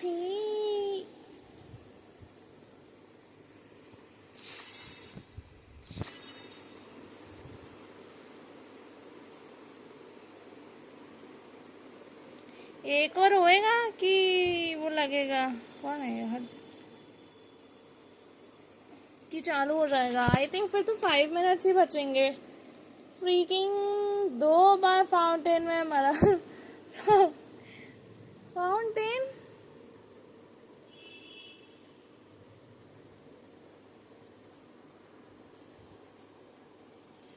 क्या है? अभी एक मैच खेल सकते हैं अपन की वेट करें?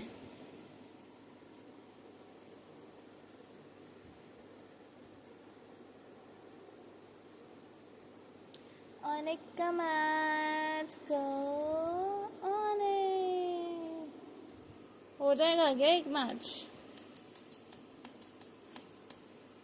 खैर नहीं भी होगा तो क्या है, मैं तो छोड़ के भाग जाऊंगा।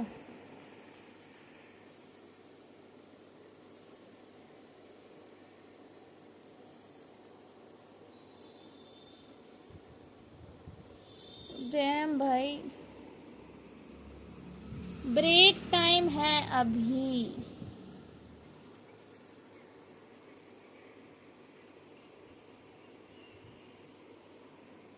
रैंक नहीं खेलना भाई मेरे को।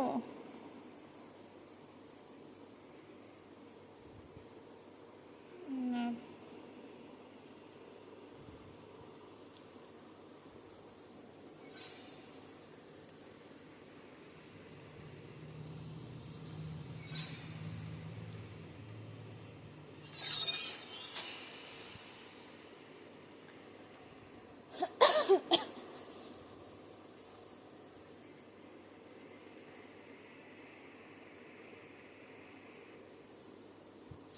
नहीं, आई डोंट थिंक ज्यादा टाइम है, मैच छोड़ना पड़ेगा।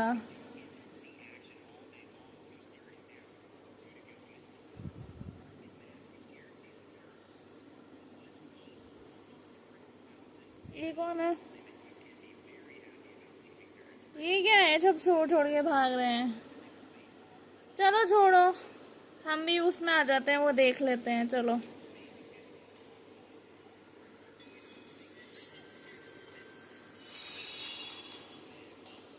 क्या है ये? मैं टैप कर तो रहा हूँ। अनस्टेबल। ओ ओ माय, अरे यार ऐसा दिखा दे जैसे तो मेरे को स्किन दे रहे हैं ये लोग। बट अरे इनका बोलने वाला एंकर चेंज हो गया।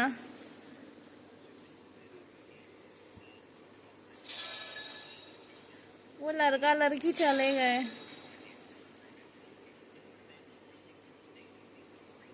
मैं तो सब पे लगा चुका हूँ, पार्टिसिपेट कहाँ से करूँगा? कल ही करूँगा अब तो।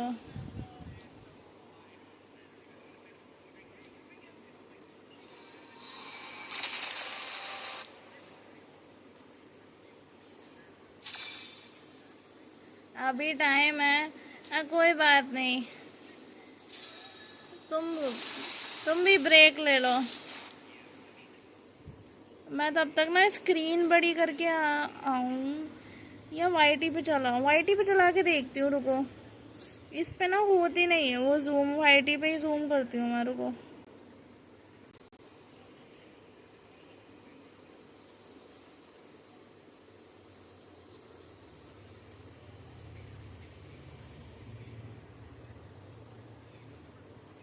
Seen that as of right now, the meta is way more open, as Renmar mentioned, and a lot of the draft starters. अभी तो देखो ठीक दिखा रहे हैं ये। अभी तो ठीक दिखा रहे हैं। बाकी अगर ये क्वालिटी फिर कम कर दे तो I can't say anything. Yeah, no, it's great. Adapt to the adaptation and just keep going. We'll see what mutation of this meta shows up. And speaking of what mutation shows up, because that's benefiting certain teams that are ahead of the curve. If you are ahead of the curve in terms of your win. The upper bracket is not settled once you get there. It's settled how you get there. So if you are one of the teams like we just saw, Yangon Galacticos making it to our upper bracket, you're going to have a total time that it took to win your games. That total time will be compared against the other 4 teams that make it 2-0 without losing a game. And the fastest total game winning time will have the first pick of the other 4 teams that qualify, having had a loss 2-1 in our elimination matches, who they want to play in the knockout stages. So essentially, you get the fastest time, you win the fastest, you're going to have your first pick of who you want to play in your quarterfinal. The lowest time is going to be given their quarterfinal in the 4th position, which Renmar means there's another layer of drama, spice here in France for MSC. Yeah, and it fits the meta so well because teams are encouraged to go faster. Teams are encouraged to not wait for a certain point for their winning condition. They want to get their winning condition as early as Turtle 1, as early as the first few kills in the first 3 to 4 minutes of the game, and then you snowball from there. All right, well, it's time to bring up our Crunchyroll story of the day. And of course, when you take a look at it, this gives us some nice highlights. But this one is done with the GOAT, now with the Sky King. We've seen Carl Teasy and Team Liquid the GOAT find their way into an elimination game. ले I think the quality फिर गिरा दी It is up to the Sky King here quality on this गिरा stage the to prove that मैं he has screen बढ़ा के maybe आता the हूँ main narrative in this tournament. Yeah, because now people are looking at Baba TNC quality based off गिराए all जा of रहे the हैं rumors bro and the ये तो scrims, quotes from the players. stop grinding They're all my looking at quality grind बंद कर दीजिए बहुत quality grind कर रहे हैं आप हमारी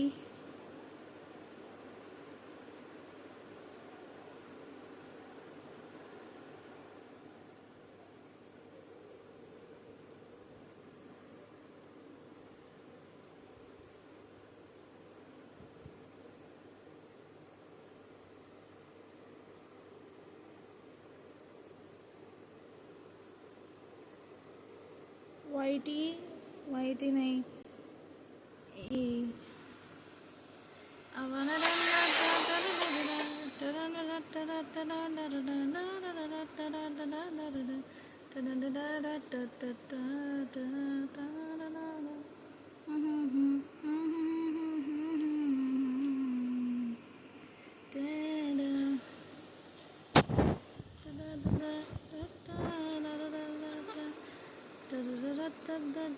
Say, okay, let's show up and play. You actually almost have to expect the unexpected, Renmar. Yeah, that's what I'm expecting. The unexpected. I want to see a very tailored draft again. We saw the Rafael in mid lane the last time from them.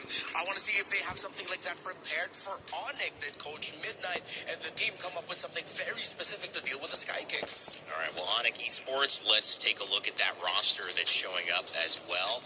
We've got a chance to see Lutpi, we've got Kyrie, and one of the main stars of this, Kelra. I mean, Mog is an understatement for that guy. Had a great interview. The fans were cheering for Onic. Let's hear a little bit more about them before this day's match.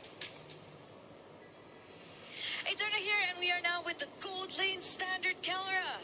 Hello, Hello. everyone. You're still the Gold Lane Standard, right? No, What? What do you mean, no?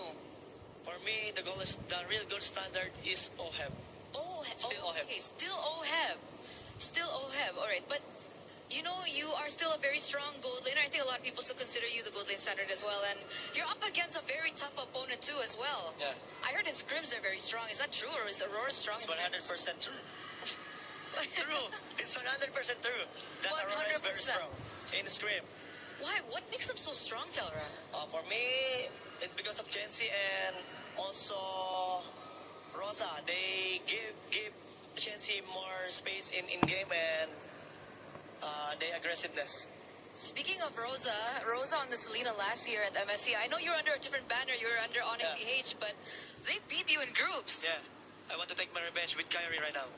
Take your revenge with Kyrie against And, Aurora. yeah, You have something to say to them? just good luck and have fun. Chancy, let's play basketball after this match. And Lunar, let's play basketball again. Again. So Yeah. you played basketball already together. Way back in M6. Oh, who won? Okay, I think he lost. He won. Okay, Kelra won. But what about this match? Who's gonna win? Let's see. Onic. Let's see. Be humble. Sit down. Earlier on, you mentioned Kyrie. Do you think Kyrie is on par with Tianzi in the jungle position? Kyrie, Tianzi. Okay, so Kyrie's better than Tianzi. But little bit. A little bit. Okay, little bit. So, coming into this, you're confident? 100% confident. Is it going to be a challenge for you? Yes. There is a challenge. What's the challenge? Tianzi's Hirara. Oh, Tianzi's Hirara. I don't think that's going to be let through. So, good luck, Calra. Thank you for this interview. We're going to throw it over back to you guys. I would have loved to see that basketball match. We have a court here at EWC. Yeah. I mean, we can get some shots up. Hopefully, they got to watch out. Keller is really good at shooting three-pointers. Yeah. The humility was there, though. He didn't want to say that he was the winner, but he had to correct Eterna, right? Yeah. He had to correct her. I also love the fact that he only talks in statements. It's just Yes. factual every It's just single fact. time. He doesn't pose, he doesn't give you any kind of space to be like, oh yeah, I'm going to... No. This is it. That's it. I love that confidence. Yeah, and strangely enough, even though he hasn't been with King Kong in the team for some time, he sounds a lot more like King Kong now. Or maybe they sound like each other. I'm not sure.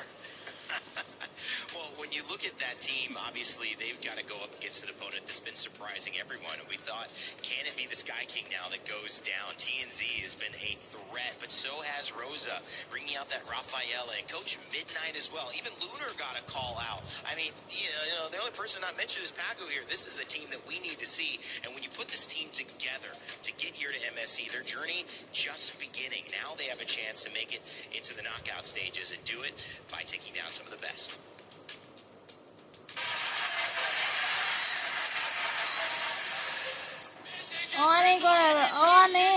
Onic. Wait, let me make a poll. Onic versus Aurora. Onic versus Aurora. By the way, welcome Ghosty and make sure to like my stream also. Ama açıkçası beni en çok yani oynamak istemeye teşvik eden SRG şu anda. Çünkü yaklaşık 200 senedir sürekli onları kaybediyoruz. Hiçbir şekilde win alamadık. For us, it's hard to beat SRG because they used to adapt a bit better than us. I hope this time it will be different.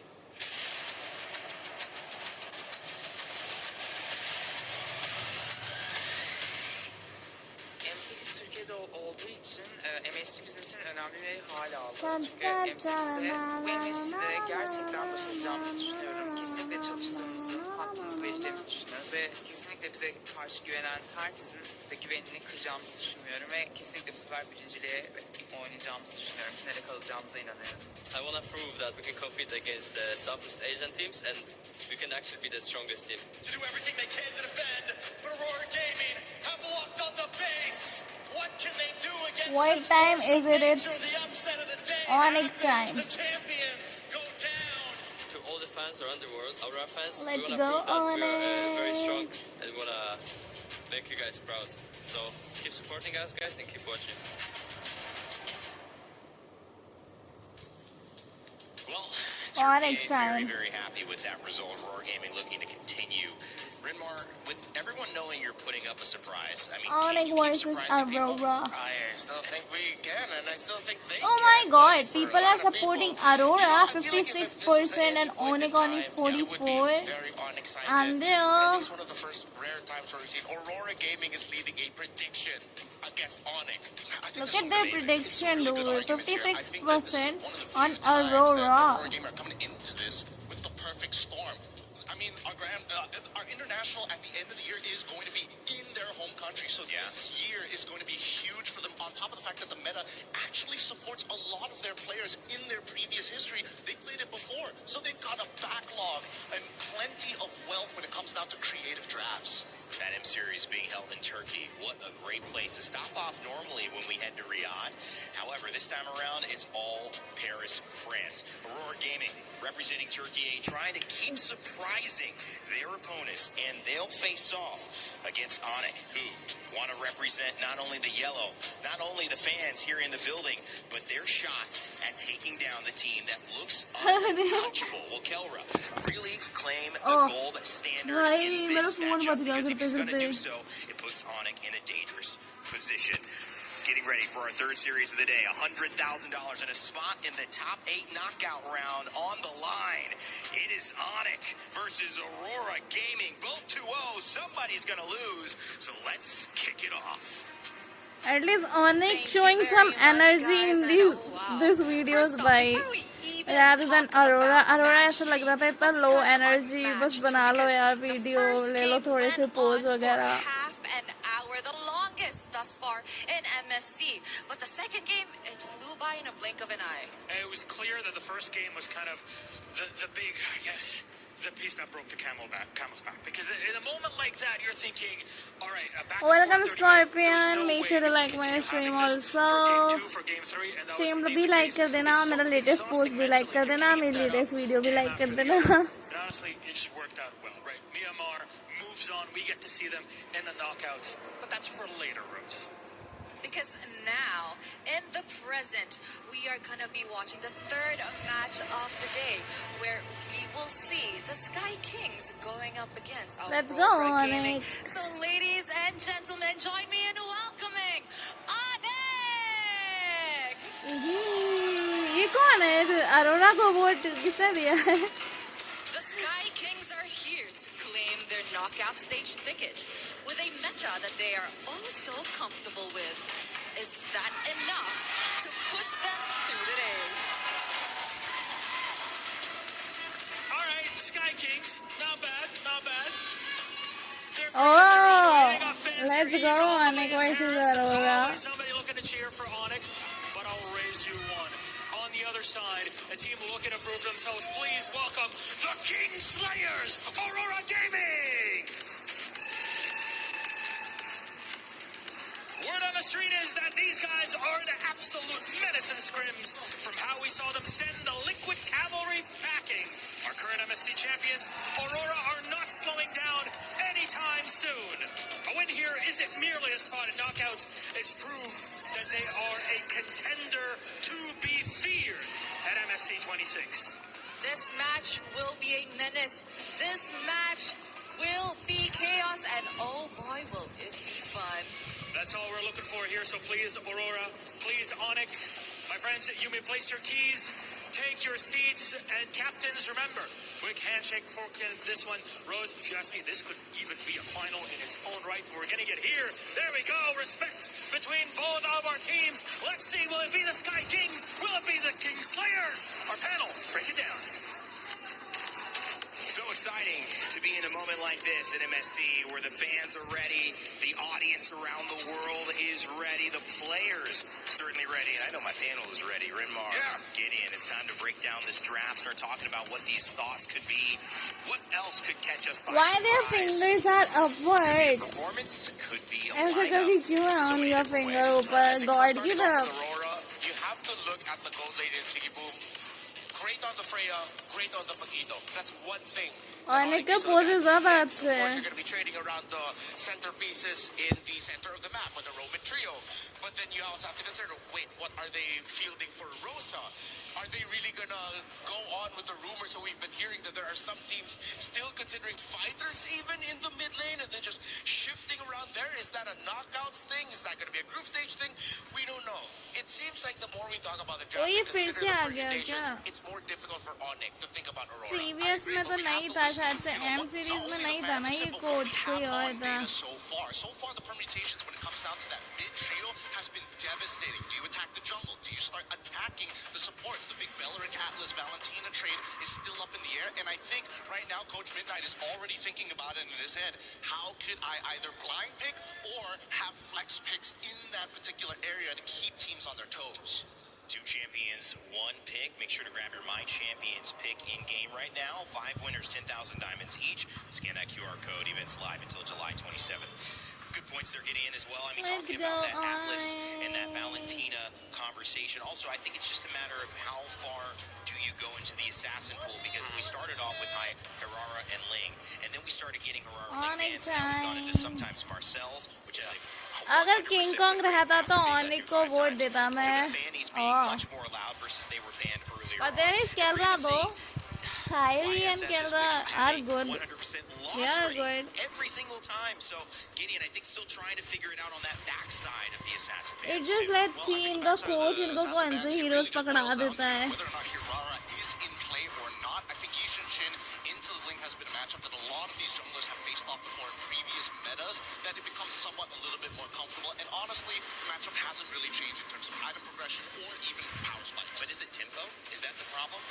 I'm glad you mentioned this. I'm looking at Rema. Both of us agree. It's all about tempo. That's why everybody is looking to pull yourself together on that flicker, just to make sure you're just 1 second faster, just 1 moment quicker to catch you off guard. I could be in the club, though, that is asking, may we no longer see Claudes in the YSSs. I don't know, it's just not doing it for me in this meta. The YSS feels cursed. The Claude has less than a 30% win rate right now with multiple picks, and there are 2 very talented gold laners in this matchup. You have Kellera, you have Sigiboo. I know they can do a fantastic job with the Claude, but I feel like in this meta is such a dangerous spot for him right now. Hell, even Onic was able to bring back a Granger and make that work. I'd rather see that right now instead of the Claude. Well, these early bans are going to set the tone, and what they've done is answer this one question. Marcel not allowed. Neither is Atlas or Harara or Zushin or Paquito, which has been kind of a flex potential gold lane or EXP laner that's picked up in that second phase most often. Atlas a first pick, so is Marcel, and obviously Harara. So it leaves some things open. Gideon, what's your thought? This is an interesting opener because from the get-go, I think that JWay has already figured out, hey, we want to make sure that we can, start to alter some of these matchups. As much as Midnight is saying, you know what, the Beleric Atlas trade, CW is telling them, you know what, let's take it 1 step further, right? We're going to get rid of Hirara. Now, do you want Ling or Freya? This time they go for Fanny, but that just means that it's less likely for them to go for the double fighters. So let's see now where Onic will be putting the pressure on. They don't need to pick the Ling right away. That could show up with a red 3. Just don't consider the long time to carries anymore. No more long farming. Go fast as well. Something maybe to make it comfortable at the center of the map. I mean, we've seen some surprise Selena, surprise early Chose as well from both Vitality and Onic in the past. I would have. Oh, they picked it up right away. और farm करता है बहुत. I thought they'd want to pick up maybe one of their roamers already. हाँ तो और भी उसका तभी फार्म होता है ना जब होते हैं कुछ उसके ऐसे क्लिप्स वगैरह.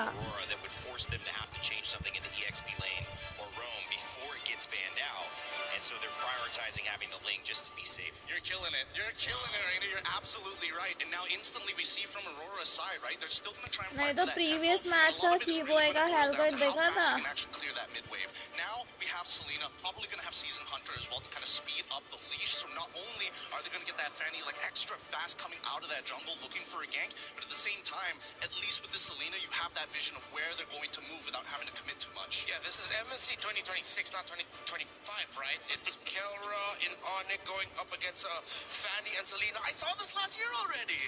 That was the matchup that was getting referred to in the interview with Kellera, wherein it was Aurora, Fanny and Selena दोनों ही दे दिया. Philippines at that time. मेरे को लगा ही था यूडोरा उठेगा. I mean like Fanny के बाद मेरे को दिमाग में यूडोरा ही आया था. There we go. I like that. Badang. Coming out early, Badang. So what I expected that might come out earlier, well, I thought it would be the Cho, this Badang with all that dive. Of course, you saw how great the Badang was up against the Fanny when it was picked up by Vitality against Falcons PH. Great pickup. Yeah. And I mean, it's so much has already been shown just from the intentions in the banning phase, right? Again, we've seen a lot of red sides not actually go for the keto ban, and not to mention that Midnight is taking the authority of saying, you know what, I will be the one who bans on Marcel. I will give you that free ban on the off chance just to make you go for this Eudora. Because he went for the Fanny straight away without hesitation. So now you have to look at the gold laners. Choke gets banned out by Onic. You still want to consider the Moskov, the Brody, both still in play here. Both great against the Fanny, but then this Uranus, I think, is putting a big question mark for Onic in terms of their overall damage profile, especially early on if they want to fight for the major objectives. Because you have the Uranus there. Aurora, rightfully so, take out the Brody. Wouldn't be surprised if that becomes a Moskov ban later on. So you're really dwindling down the picks that Kellera could pick up. That would be great against a lineup of Aurora. Yeah, it makes a lot of sense here. And I think even for Onic, they understand that even if they do end up having to play against the Beleric, they can either ban it out now or look for something that utilizes concussive blast to kind of help them clear that wave. Because so far, based on what we've seen, Selena's kind of by herself right now. And the only other thing they have to worry about is single target lockdown. We saw one great combo from Vitality, the Badang, and the Melissa. That is also still YT पे in देखो play here for Onic if ever they want to pick it up. YT पे क्या You're up देखूं against a Selena that would want to get close. Once that arrow gets hit on the Melissa, if ever क्या देखना है the YT rest of the पे team is going to collapse and they have the Badang with it, we saw that the team that शायद just saw पगला rolling गया है through with a देखो Fanny up against a Melissa might not be enough. They will leave that open. They take out the Esmeralda Melissa instead. ban I feel like they're क्या trying to Onic set up gonna a cooked in potentially high risk here, right? They advance know that the EXP lane is kind of out in the open, and more importantly, they've got the Uranus as well. They just want to make sure that it doesn't overlap. it's Onic I do time want to see this Melissa, though. I am Kelra interested will show whether they them want to कि go वो for है red big for fan Melissa, or they're going to wait फलाना up to the very फलाना end once they got the final confirmation. Kyrie Ling Totally very. They could also be thinking of damage profiles, considering are we crazy enough to pack a Granger up against a Fanny? We do need someone with a Sky Piercer, if ever, to start giving difficulties for that Uranus. But can you even start snowballing kills around that, considering that there is a Fanny? That might be one of the conversations that Onic is having right now. It's early game stuff, but like I'm thinking about the late game as well. Because at this point, now Melissa doesn't really have much contention anymore. I don't think there's actually a quote-unquote winning matchup. Melissa Getting rid of Freya alongside with the Paquito, forcing Aurora to kind of play, you know what, we got to start team fighting. But majority of the heroes don't scale, and there's the Harith. They needed that to Harith match up with the Melissa Harith Minotaur को as well. Harith क्यों Very बोल good at रहे the हैं initiation. We'll see if they have enough peel. ये कौन सा pronunciation होता है bro Going इनका on the side of Onic. What are they going to bring to round out this lineup? I think maybe an Alice would be their best bet. Alice versus Uranus in lane, and then you also have the AoEs to mess up with the Harith. If ever, wherever the Minotaur Fury is, that's where you drop your Throne of Ruin so that the okay team fighting is a again little bit more awkward. again क्या मतलब I do like देखते the हैं Harith यार and Minotaur getting picked last. It's one of the heroes that, despite you not having a lot of reach, Minotaur covers a lot of space with the Minoan Fury. That would make Melissa quite troubled, but not countered. Yeah, I think there's also an argument for, even Phobius to a certain degree, right? Do you want to have a strong side lane or a weak side lane or something that is contestable? And it looks like they actually want to go for something contestable, right? Interesting. They want to fight, they want to engage. They have it all in this package within Sora. Wow. Honestly, looking at the lineup, you can cover up the names and it would be hard to tell. okay Except so far, Melissa has just been great so far in this tournament that it's hard for me to lean away from the Onic draft. Maybe it's really just because of the Melissa's record right now that I'm favoring theirs a little bit more. But don't get me wrong, Aurora has answers. Well, this is going to be a matchup between the jungle and really between all the roles here, whether it's Kyrie or TNZ or whether you got Kelra and Siggy Boom. It's a matchup of even coaches and minds and maybe just the leading edge to MSC. Who knows? no utility बोले तो Better than their opponents. Both no teams utility have बोले तो knocked anybody who's challenged them back down to the floor. One of them will take their first blow today. One will move on into the knockout stage. Let's get it started and send it over to your casters. Thank you so much, panel. Here we go. This is the most anticipated match of the day. It's the battle for a knockout stage. One whole match. Could be 3 full games of this incredible matchup to send us one team to the top 8. The last one. I mean, Aurora has just shot into the limelight. And now they're going up against another huge fierce opponent. अच्छा Onic. Another favorite for this event. Can Aurora take them down, or will Onic show that they are still champions in their own right? TNC early on already. Trying to go in. Whoa. A lot of damage. oh my god Maybe biting off a little bit Kyrie killed Fanny Very much TNZ-esque, but not the TNZ you would expect here after that match against TLPH, where we saw such a clean TNZ. Getting a bit too feisty early on could work, could also bite you back in the butt. Emblems, though, we're going to take a look at the checkups here. Bargain Hunter already, the police up together for both Minotaur and Melissa. It's also the Wilderness Blessing here for Rosa instead of what we've seen from Moreno, the Bargain, the Kyrie Bargain my Hunter, or even god the Season Hunter for a lot of different Selenas. People are doing really well with these walls, though. Even Matt earlier catching TNZ, the wall just came out of nowhere, able to stop him. And Kyrie immediately capitalized on it. We just saw it once again to slow down Bagu. If you're going to come into our jungle, be ready to possibly be taken out. And that is what Onic has already shown Aurora. We got to take a look at the bigger picture as well, though, for Aurora. They have the 2 lethal ignitions. One burst, one good arrow can send Onic back a lot, but I think I might just have the counters here. Missile arrow, line of arrows, a lot of damage on a Keyboy. Brings him down to about 20%, but Kyrie maybe looking for the re-engage here. TNC's there as well. Wants to dive in, not going to fully commit. Aurora's learned their lesson. They're going to kind of take things slow. No purple buff just yet for Kai. It's going to be delayed quite a bit here. TNC should be able to get it before Kyrie. And you can already see Rosa here trying to maybe force out a retribution, but knows that it's a bit too risky to go all in. Arrow lands. Sora. Rosa takes the purple. Very well done. But look at the damage. Loopy able to get the kill. TNC wants to engage as well, but look at the damage. Keyboy tries to stop him. TNC can't be stopped. Gets the kill on a Loopy, but now Pago in a little bit of जाएगा मिनो भी जाएगा भाई this Minnow so much healing. Oh my god. No purple buff on the Ling, and you can see instantly a massive mistake, I'd say. In those blades, he could have catch all three, and even could have catch two. Caught one, and that was about एक Minnow को मारने के चक्कर में लुढ़क गए. TNC going in a bit too aggressive now to bottom lane. Live view. All right, TNC doesn't go for the kill. But then it starts off with the purple buff being stolen away here. Keyboy as well. Wanted to go for the pick, but this is why the Minotaur is so good at making him miscalculate. You can see a bit of frustration there for Keyboy. The heals from the Minotaur. It gets bigger as you get lower. All right, so each team has now made their small mistakes and recovered from it. Gold at a standstill. And it's still first turtle. We're almost 4 minutes in, and the first turtle has not been taken. Blade does get locked in for TNC. Going to be able to see a little bit more damage for this turtle. The thing is, Strex, and I think for a lot of the viewers, man, we are so used to seeing tank jungles that they usually just don't retreat for their buffs. For assassins, I think their buffs, purple mainly, is more important than these turtles. So, as Kai, I think you gotta be a little bit more concerned about your purple buff. You need to take it away. If it's getting threatened, retreat. It's all good. Aurora, though, with those 2 kills up top, will be able to pick up the neutral objective for free. And now it's back to a level playing field. Oh, what an arrow there. Crazy angle. Sigiboom and Kelra have been going head-to-head. The range on Kelra is almost matched, honestly. Sigiboom's, even with being outranged by the metals, he's still able to kind of keep up in this lane. Oh भाई इतना? Down on the top side. Runar may not be able to get away from this. Tempest Blades does come down. They're able to collapse on him. Loopy gets the kill. TNC's got to get out of town. Over to safety. Another kill into the Book of Onic. Onic is playing it so slow, trying to read out Lunar's movements, and so far they've done a good job at doing that. Abyssal arrow lands again for Rosa. Just a bit of poke onto Keyboy, but it's all about that right now. Onic, they know there's only one lane right now that they can really punish, right? In the mid lane, it's just the Minotaur and the Selena way too good at escaping. The TNT, yeah, that one I believe TNT did with the retribution. Kyrie's retri was still off, and now he goes for yet another invade. TNT. Sans though. Nice knock up. A lot of damage. Sans goes down. Aurora able to find pick after pick in there, constantly just testing the waters, pushing in, looking for any target. An arrow comes low.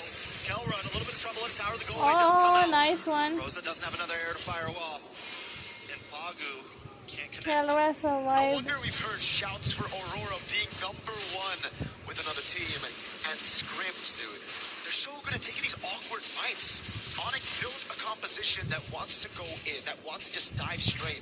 And it's really good at countering the assassin jungle as well with the Eudora and the Melissa. But if Aurora find a way to split Onic up and take these individual 1v1s everywhere across the map, it should get so awkward for Onic's composition to react to it. And it's all about the positioning for Aurora right now. Even Pagu coming in, keeping vision. We talked about splitting them up, and then we have Rosa in the river shooting out these arrows. One does connect onto Loopy. TNZ decides not to get involved. Pagu making his way up as well. Another arrow comes down, lands on a Keyboy. Oh my god. Rosa Keyboy. now gonna reposition. They claim the turtle pit, and Kyrie has no way in. TNZ wants to find a target. Kyrie's forced to finch poise. And now Onic is backed off to the jungle. Rosa on the Selena. An absolute beast. We saw them knock Onic Philippines down to the lower brackets of the group stage just last year in MSC 2025, and it was also with Rosa on Selena. Loopy him in. A lot of damage. Loopy trying to defend. Big Minoan's Fury on multiple members. In the back line, Tempest Blades does come down. Kyrie able to find TNC. Loopy very low, but still survives. Rosa gets the kill on the Sans. Rosa looking for more. Looking for another air to shoot out. Decides not to do it as Pagu and Rosa back off. It's TNC for Sans. Onic wins out on that one. Crazy skirmish, guys. Recall gets canceled. Now Lunar wants to go with the cut. गया Kairi तो गया will he survive oh he survived but the tower will fall on that top side. Again, it's Aurora just making these moves proactively around the map. Yeah, they went in under that tier 1. It was a bit of a mistake, but it was a risk that they were willing to take to push their lead even further. They didn't lose too much. You gotta remember right now that even if TNT dies, Lunar, or even Siggy Boom, they're not gonna give out any bounties. It's all about Rosa. He needs to stay alive, but the others can die. If they can pull out these gambles. And Onic are still behind. A whopping 3,000 gold behind. Kelra's not given space to actually farm out, and it's because of these arrows again from Rosa.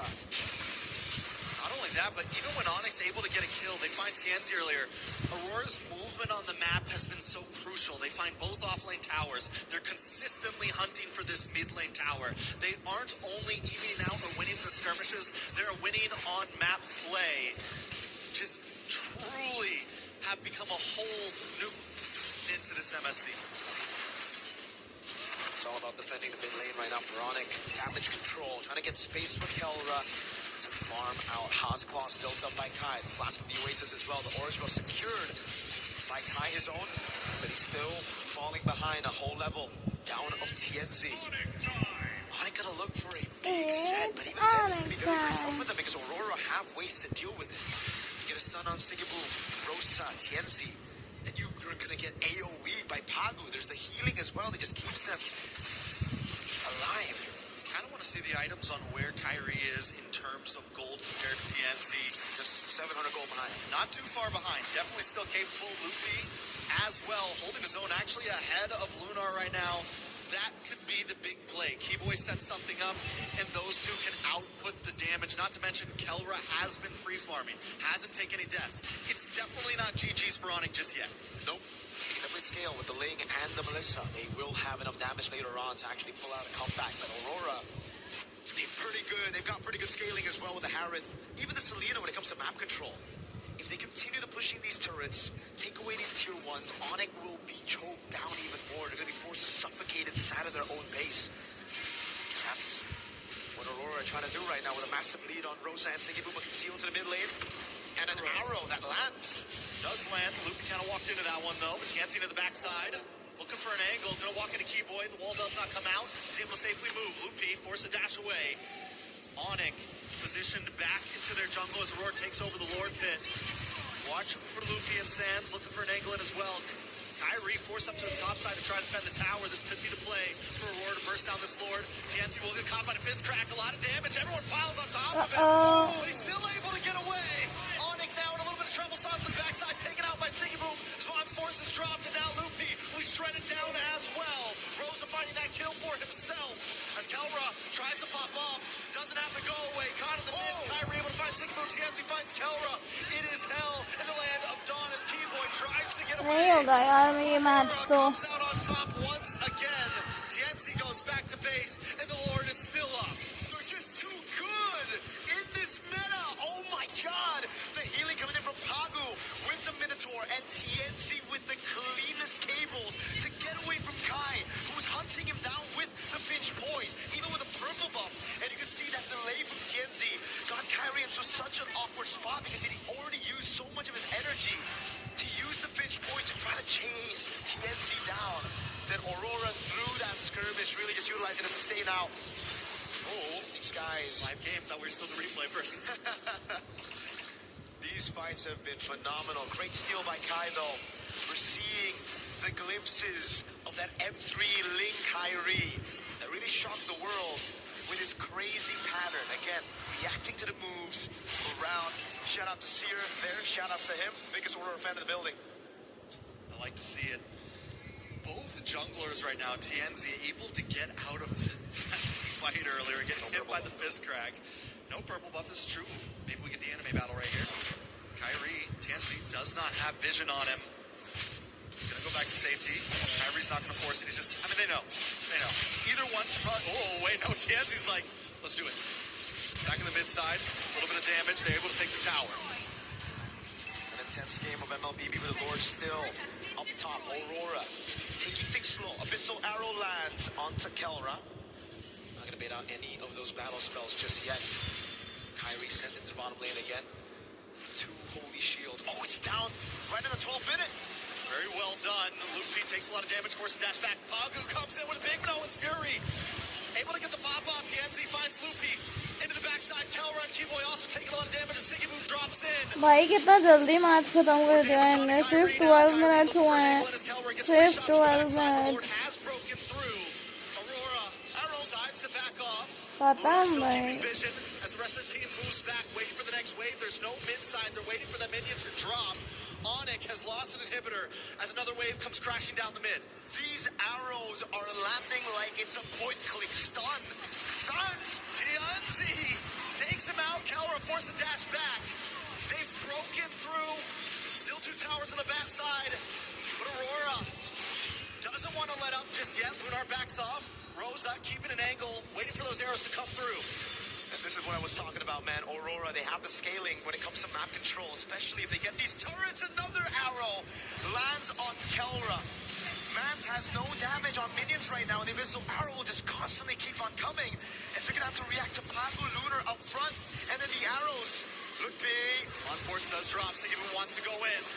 The arrow puts out a lot of damage on a Lupi. Another arrow drops, and Keyboy drops as well. Sigmund with a double kill. Tianzi under the tower. Sans has no way to escape. Oh my god, bhai. The damage is just too much. Rolls into the back line. Kelra trying too hard. Kelra भी like इस team में आ गया रे बाबा मैं. Aurora Gaming under the tower. Take out Onic and take game number 1. Sheesh.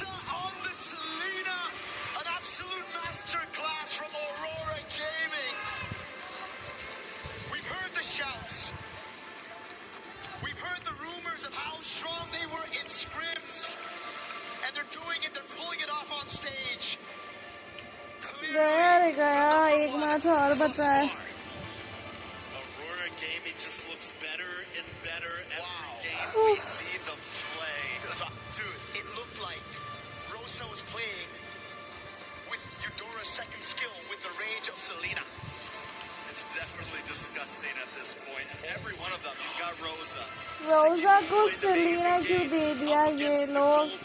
Ego पे गया है Onic. Even after taking deaths early on, was able to pull through. Ego कैसा सेलिना दे दिया? Midnight Barating Honda. We're gonna throw it back again. Oh, towards us. Yeah, towards us. Towards maybe a few words from our boys.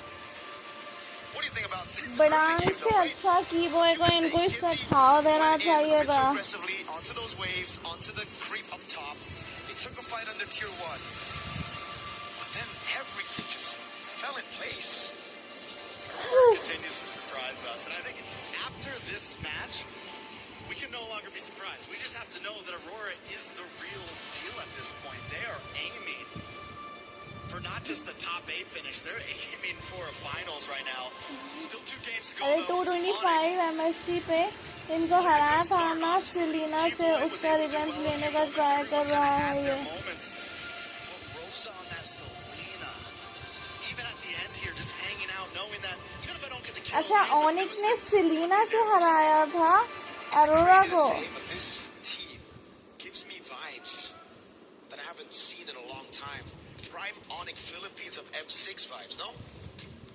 Okay, no, I see like M6 Onic Philippines when Kelra was on the team and finally gets the world championship. I think Aurora Turkey though still has like, so Onic को much of their own Selena identity. लेके अरोरा ने हराया था. Raphael, that's what I'm saying. They're still able to pull some of these crazy picks. It's the same Aurora that I feel like we've always been seeing. It's just more polished and better. That's crazy to say, right? Because all this time, it always just feels like Aurora, they've been good. They've been kind of like creating the meta here and there. They were the ones that started the Harley as well at M7. But they were always so close, yet so far from being a top team. By top, I mean top 2. Because clearly, I think in the world, they're always going to be rated as like a top 4, top 8 kind of team. They will always be the ones to make it to knockout stage. But now they look elite. Monsters. I'm speechless. By the way, guys, Education Minister ने resign दे दिया है. I mean, we heard good things about Aurora, but can they keep it up, right? Can they take out not just a Filipino region dominance, but also a Indonesian dominant team, and they have now defeated both. Damn. I mean, I'm stoked to see it, man. I always love to see these new regions, pop off. Earlier, Yangon Galacticos, off of a disappointing M7 run, doing a really good job, and now making it to the knockout stage already, being one of the first 4 teams. अरे एक drone नहीं हो पाएगा इसमें ज़्यादा time नहीं रहता. Basic attack I'm not so useful in this meta. Matches you could expect from a team in the group stage, going up against TLPH in their first match, and then having to meet up against Onic. आइए ma'am नहीं इसमें ज़्यादा time नहीं लगता. सिर्फ 5 minute का gap होता है. I've heard of him. I don't think I've ever done an interview with him. It's cool. Oh, keyboard. My guy, King Kong. How you doing, bro? Hey, sorry, King Kong. Oh my God, King Kong. My bad. I gotta ask you this question, right? You see the meta right now. You see all these assassins. You see the Selena in mid. How sad is it that you're not here, dude? Because it really feels like it's your meta. Very, very sad. I had to bring that up first. I gotta bring that up first. Playing assassins. What would you have done in the meta, though? Like, would you have dominated this scene? I don't know. I guess we'll never know. I guess we'll never know. Any tips for the sister team, the brother team, Onic? Did you watch that game? How we feeling about it? What went wrong? Oh yeah, I watched game 1. Advice: maybe just be aware of Aurora's early game dominance, especially the first minute of the game. Earlier, I think they were aware, but it's just that Rosa's Selena, mind-blowing. It is mind-blowing. You played with a very, very good Selena as well, one of the best in the world. Any advice to you with the Selena? Calendar ने भी बोल दिया King Kong best jungle. पर वो calendar तो Kairi को अपना idol मानता है ना. Let me think. One second. I think just ban it. Just ban it? Just straight up? Just ban it. Just ban it. Makes a lot of sense. No advices, just ban it. Just ban it. Okay, that's the advice for CW, and yeah, let's see if they actually take that नहीं into game. Start हो गया. एक match कब का हो गया. Arora won the first match. Phenomenal right now, right? They beat TLPH. Onic ज़्यादा phenomenal, and now Onic ज़्यादा अच्छा काम करता है with Onic ज़्यादा अच्छा काम करता है with King Kong. Thoughts on Aurora? My second god Actually, not get the chance to show. It's second god our who. preparation for the next season, every time we have a scrim versus Aurora, अच्छा कैलेरा. scrims convinced me that as of now, TNZ, best jungler TNZ, mechanically. Best jungler. Best jungler. All right. Better than What about you? Yeah. better King than Kong. me. Oh. Better than Okay, me. okay. Yeah, if I will base on our Got scrims, it. because we don't do scrims with Team Liquid, Team Falcon. So for me, yeah, TNZ. All right then, man. Thank you so much, King Kong. It's always a pleasure to have you on the mic, man. Always great, always charismatic. Thank you so much. Nice hair, by the way. Good Oreo hair. You call it that. Thank you so much, Sir Mirko. Thank you so much, King Kong. And with that, Trex, I believe we're going to throw it over to segment. Yeah, Brigida's got some confessions. What confessions? Let's see. Play is in our DNA. मैं भी चला भाई break पर. Whenever we let it out, मैं भी चला break पर. आता हूँ ब्रेक के बाद. now imagine an entire city being built to supercharge it. Kidzia City, powered by play.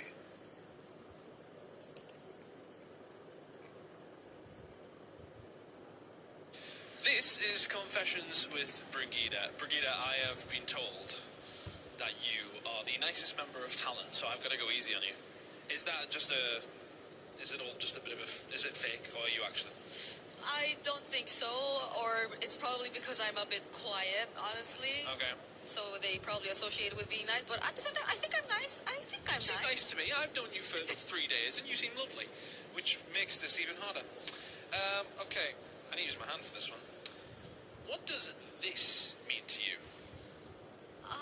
This means a little, like when you try to use body language, right? You say, oh yeah, it's a little.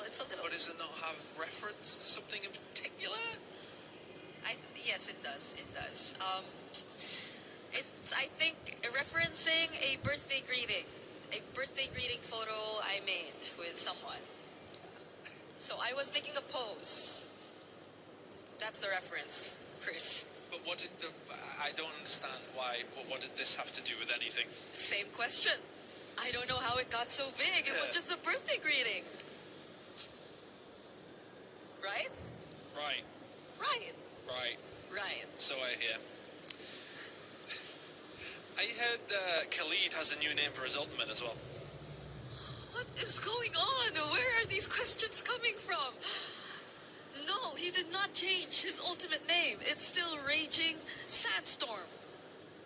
Check it again. Make sure you got it right. Raging Sandstorm. Okay. Who's your favorite minion? This is so... Okay, my favorite minion right now... it's See, Bob. I don't know them. You're going to have to explain. Bob. Or maybe Henry. Or James. Since the new movie just came out, guys, please check it out. Wow. We're not promoting. Okay. We're not doing that. Okay. It's not what we do. I heard you're a big BTS fan. No.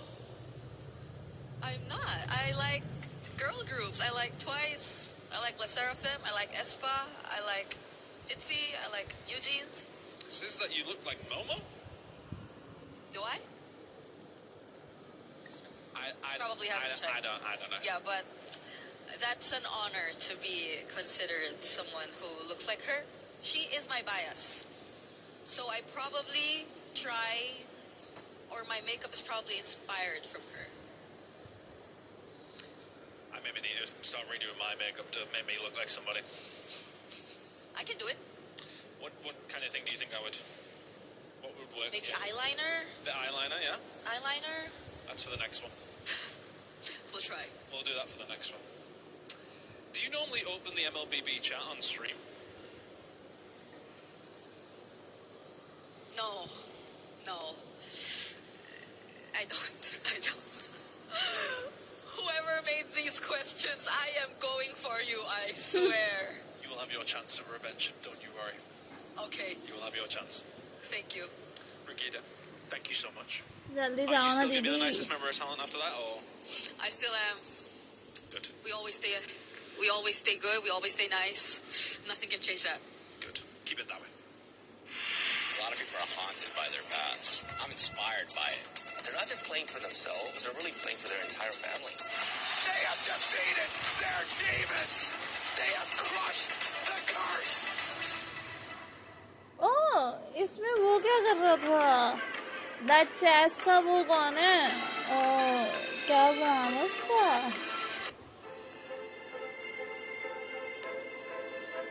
कौन है वो Nicholas कोई तो है वो chess का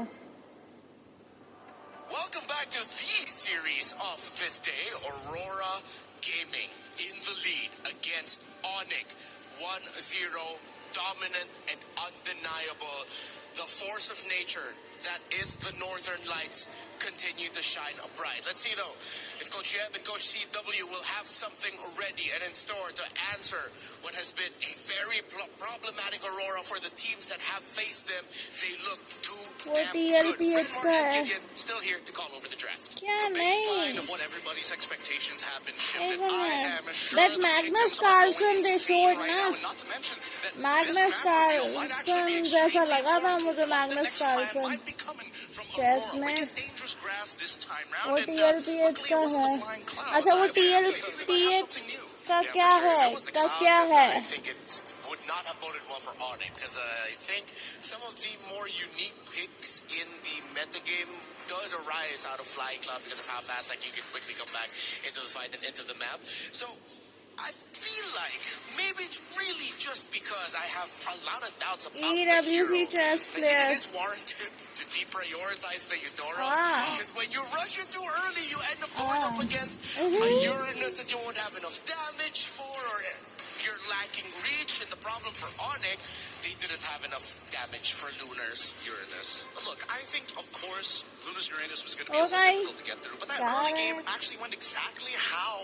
Onic wanted to go. But this time around, the adaptations are starting to come on in. We're still going to get rid of the Paquito, but of course, Philips का ये मेरे को तो पता नहीं था कि ये Philips का है.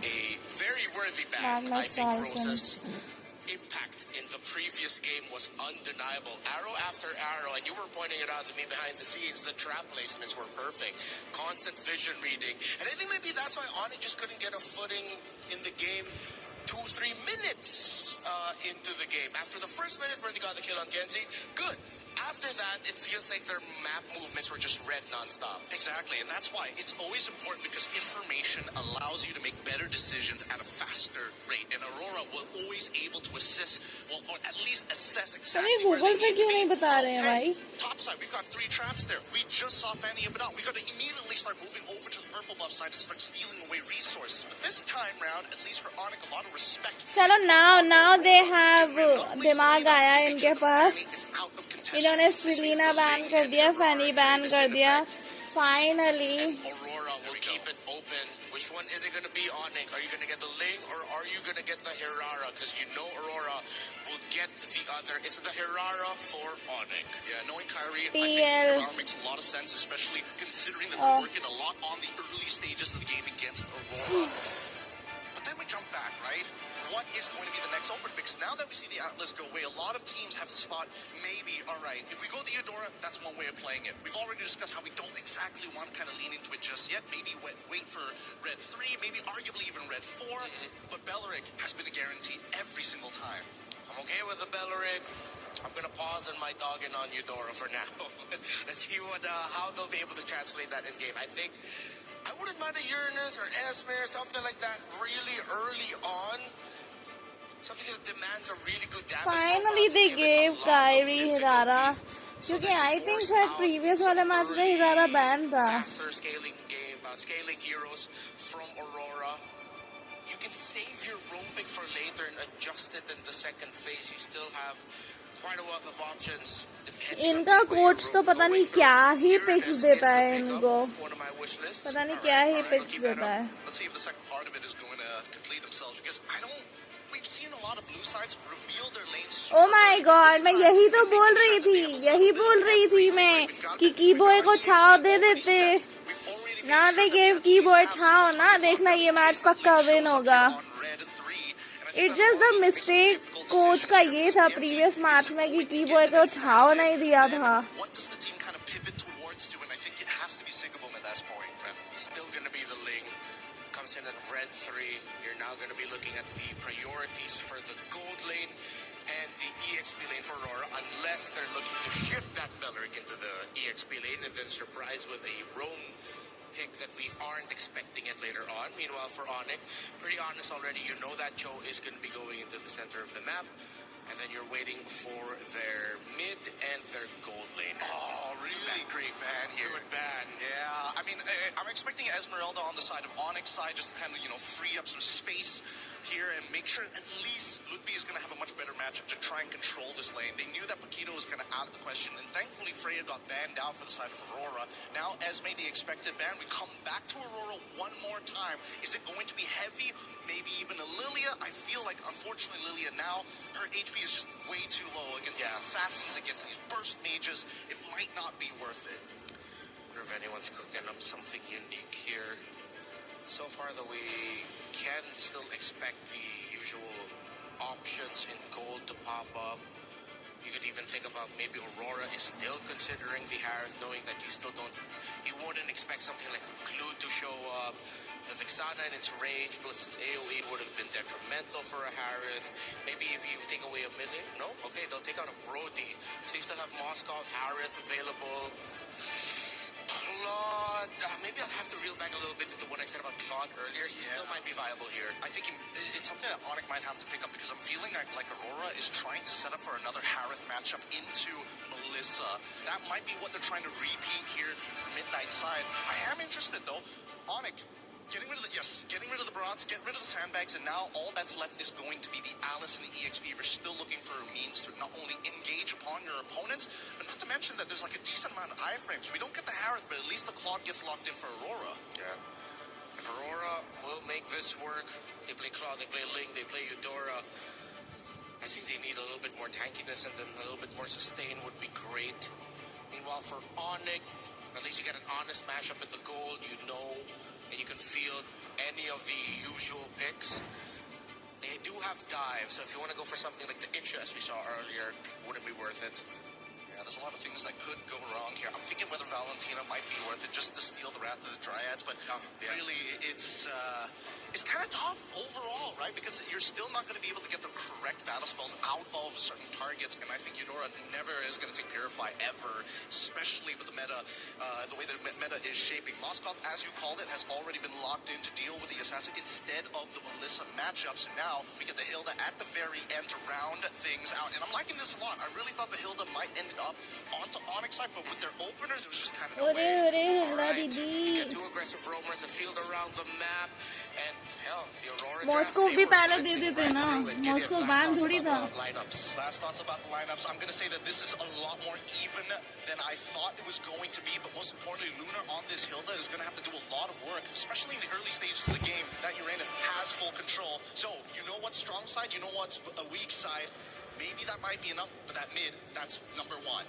Aurora Gaming at the cusp of history to make it into the knockouts. They already took down Liquid. Will they take down Onic in a sweep as well? This is game number 2. Will Onic force game number 3? Trex, Mirko, let's go. A back-to-back win, a back-to-back clean sweep from TLPH to Onic would certainly put them up there when it comes to greatest performances for a team in a group stage. But we'll find out here. Onic have some solid answers as well. Just like Gideon pointed out, it is much more even here this time around. Yeah, this seems like a much more straightforward draft from both teams. It's honest, it's simple, the game plan is there. There's nothing cheeky, there's no crazy Selena, there's no weird healers on the field. I'm excited to see how Lunar decides to rotate. How much is he going to harass from this EXP lane? All right, quick check on the emblems again. It's going to be the Bargain Hunter this time for Kelra on the Moskov, trying to get that item power spike. अरे Damage on Assange's first blood already, but Tansy in a little bit of trouble. भगवान T-Boy will respond with a kill of his own. Jungler for mid lane. Feels like a win for Onic, and now Kyrie's looking for more. Dashes on the mid side. It's good damage on a Rosa. Bagu as well, but Kyrie can't get the finish. But still, they may have to go back after this O lane. भाई अनेक Kyrie once more. Bagu falls. The Keyboy gets the kill. Deja vu to game number 1.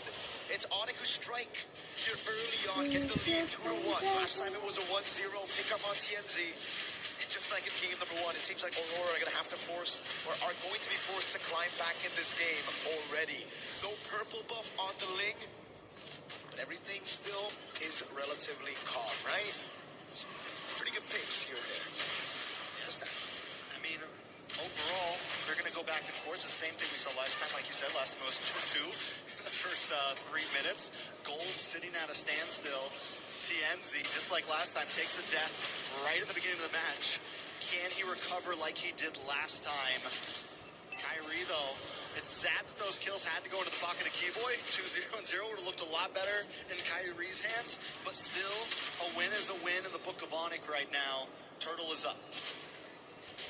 Tempo-wise, Aurora have been able to keep up with Onic, and the thing is, with Rosa staying alive earlier in that skirmish, he'll be able to get level 4 before Stans. Stans gone to the XP lane, soaked in the entire wave, and still isn't 4 just yet. He'll get 4 very soon. And that means TNZ will almost steal. What a crazy SOD to be sending there. Stans steals the Wrath of the Dryad. Lunar again with a tempo in the bottom lane. Onic on the turtle. Yeah, Lunar is going to have to try to make his way up. Tansy looking for a possible steal here. Lunar is going to try to open things up. Kyrie still able to get it. Tempest Blaze does come down right next to Kyrie. Kyrie takes a bit of damage, forces the top side. Rosa falls to Luffy, but Tansy also low, and Keyboy gets the kill. Onic finally responding in game number 2 as Pagu falls. Sigeboom comes in with a blazing new weapon, unable to get the finishing blow on any members of the Onic. Keyboy still chasing down Lunar. Luffy uses the flicker, gets the final hit. No, it's Keyboy who dashes in to finish him off. A big win from the Sky Kings. This time on turtle number 1. They learned from their mistakes. It was was an insane utilization of the untargetable by Kai again to react to Pagu with the Wrath of the Triad Flicker combo. Then he outplays the situation, gets away, and baits everybody into this skirmish. Kyrie with the retribution and the play. And now it's Onic who are leading with tempo and goal. Great reaction though from Sigibu. He did rotate quicker. Kelra was right behind him, trying to rotate over, and that's why Sigibu couldn't stay for a bit longer for Lunar to deal enough damage over on Keyboy, and then the dive happened.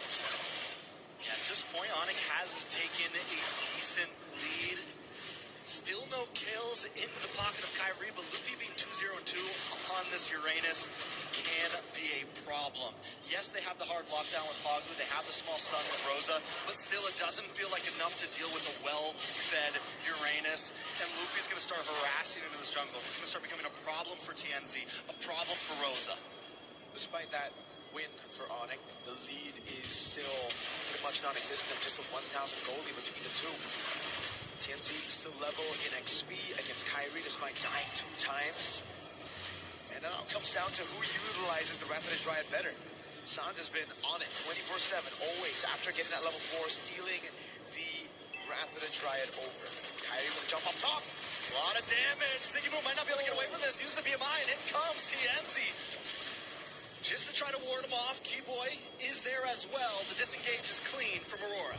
That's a massive win for Onic. They were able to bait out the Purify of Blazing Duet and the Tempest of Blades with the Retribution as well. This should be free for Onic, but it's always awkward. Rosa, boy, trying to get the knock-up, will go in, gets the kick, but it goes the wrong way. Well played by Rosa, but another utility gone. Flicker off the map for Rosa.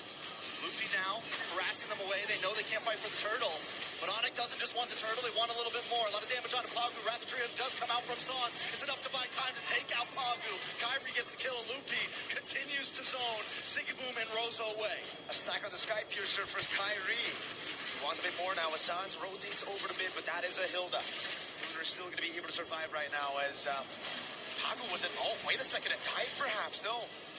Lunar gets away. The SOD thrown into the bottom lane, but TNZ is still able to clear it out. Purple buff going to be threatened now. Onic know what they need to take, but they will play it slow. Sans in mid. Sans takes a lot of damage. Lunar gets the kill, and now Aurora's gonna just, I mean, at this point, they just want their purple.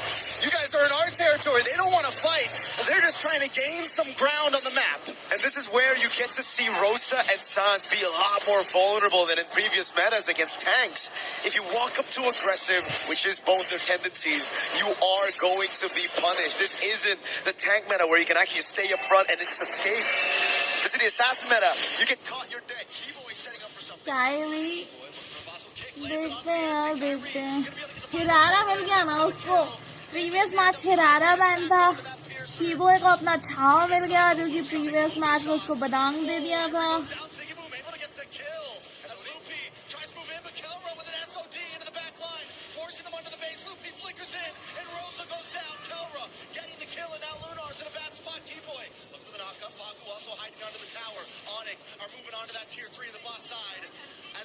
Aurora back once again. Oh my god. It's so beautiful to watch. Chaotic MLBB, but amazing nonetheless. Aurora trying to respond over by being proactive after TNZ got picked off, but then again, it's Onic improvising their way into a team fight win, just playing and threading the needles over these turrets, finding those skirmishes, and literally just brute forcing their way into a team fight win.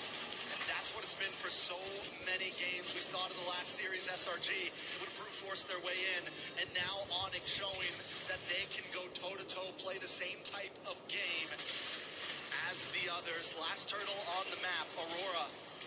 Probably won't even be able to fight for this. They just want to go for their purple. Nope. I think they're going to have to give this away unless TNT finds a miraculous steal, but on Cho, on the hands of Keyboy, I don't think you're going to try to actually walk up there. There's been a couple of times already where he's been caught by the Jeet Kune Do. Keyboy just has a way with the Cho whenever he's up against an assassin. And that's why TNZ, the man who's been popping off all throughout MSC, is now 0-3 against Onic ID in game number 2. Yeah, Aurora can't really start these fights at this point.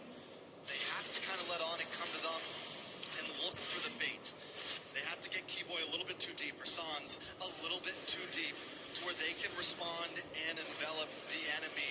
Onic, on the other hand, has चलो finally this match तो हो जाएगा. going to take a couple shots, should be okay. Doesn't have the concentration right now, still not a huge problem. Into the backside, TNC with the Tempest of Blades, does land down onto Keller's able to backstep, a lot of damage back onto Lunar. Kyrie, way the Dragon jump in, a nice way the Dragon. TNC goes it down. Every time Aurora tries to make a play, Onic responds quicker, and there's Keyboy, lands on Pagu. Sony and the rest of the team back, they're able to get another kill, double for Sans. As Onic advances, Holy Defense goes so down for the backside, Keyboy, once again setting up the fight for his team. अरे मर गया. Siggyboom able to still get a shutdown, but Keyboy goes with the Jeet Kune Do, baits out the flicker from Rosa, but finds the Jeet Kune Do on Pagu. So at the end of the day, it's still a forced error. They're still able to utilize all of their resources well enough to punish Aurora and their awkward movements. It really comes down to these members playing as individuals.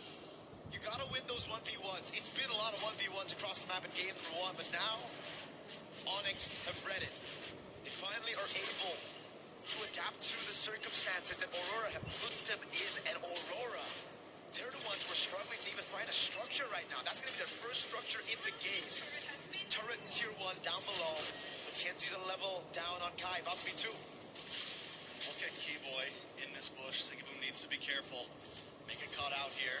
And I feel like so much is on the shoulders of Siggyboom right now with the game that TNC has had. He's just not able to fully pop off. He has been a target for so long.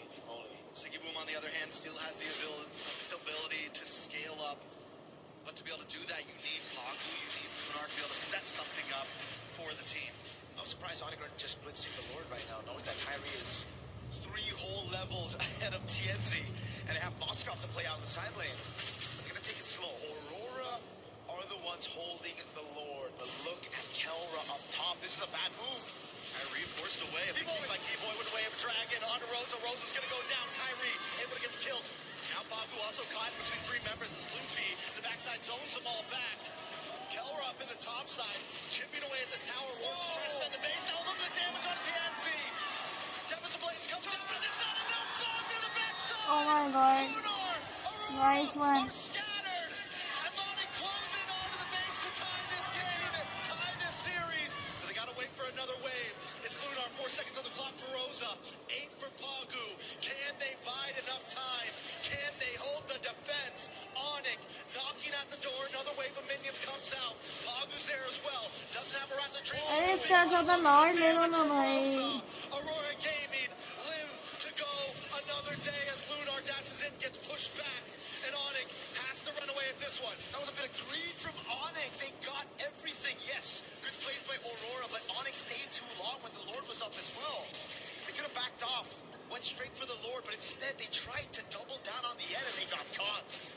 That's the thing. That's the beauty of this meta. Doesn't really matter if you're 8,000 gold ahead. One mistake can set you back, and it almost did.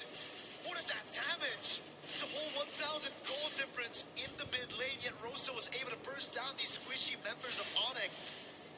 Oh, Aurora really wished for TNT to be up right there, dude. That would have been the dream. For the burst to come through, TNT to respawn just on time, getting the pitch poised. But even then, Onic still have an 8,000 gold lead. They have that far lane control. They're going to try to burst this Lord. Even if Pagu had the Wrath of Dread in that split second there, he was still waiting on cooldown. All it took was a couple more seconds. That could have gone horribly, horribly worse for Onic. And I think this is why they've been taking it slow. This is why they've been careful at their approach in these fights, because at any moment, the combo play is there. We're down to 12 and a half minutes, and Aurora still has some ways to respond. So now we got to talk about the wave clear. Honestly, not too good for Aurora.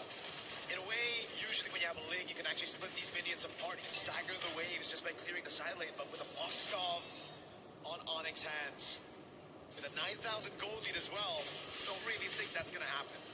Onyx बहुत कुछ हो रहा है इधर. Oh my god. So Aurora बहुत कुछ क्या हो रहा है lose all their base turrets. इधर. They want to survive in the game. Defend down the mid, they clear the tower, but Lord is coming down the top as Onic moves on to the boss side wave. They want to try to crack another inhibitor. Keyboy dashes in with a Jeet Kune Do. A big stun from Rosa. The ult doesn't quite connect. Kyrie able to phase out. Aurora tower, defend the tower, then move on to the top lord, and Onic get nothing in that push. अरे यार ये Lord भी गया अभी एक और Lord लगेगा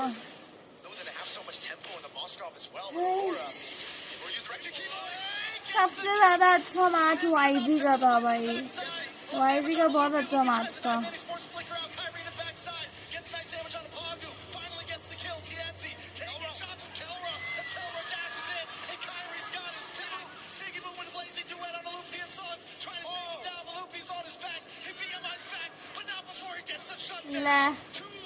ले गए थ्रो कर रहे हैं throw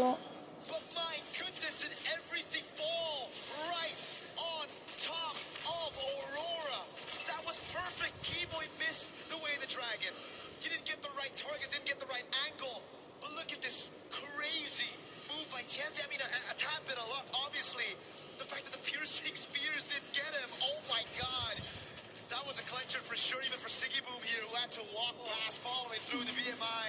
Backlash second, 2 members down. Onic now under the fence. Aurora back in the game. Trex, 10,000 gold leads in this meta. It doesn't really feel like the normal 10K. It doesn't at all. Big SOD doesn't connect Aurora, getting their second structure of the game at 15 minutes in and hanging on a prayer right now. But showing that at any moment they can still outplay, and Onic has to respect it. And now it's back to that slow build.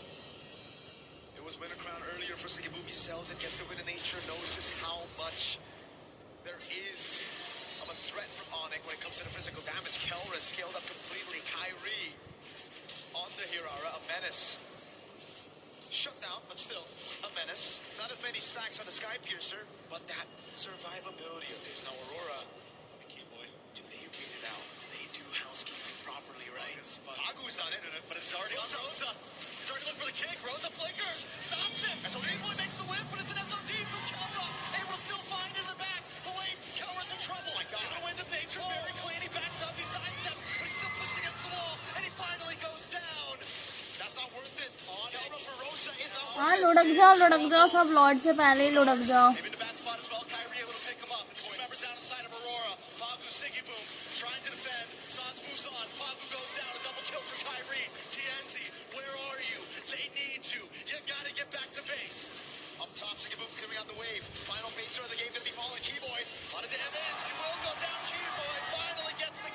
चलो finally ऑनिक जीत गया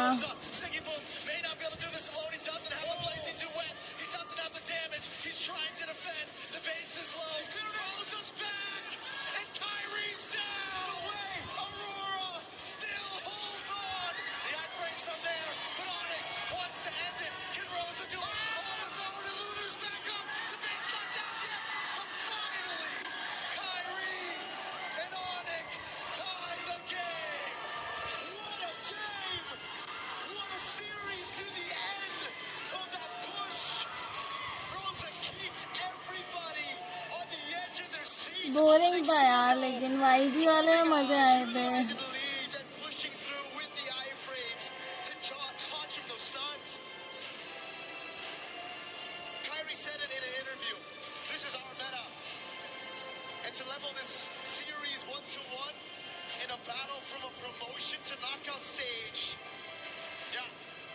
Too much intense.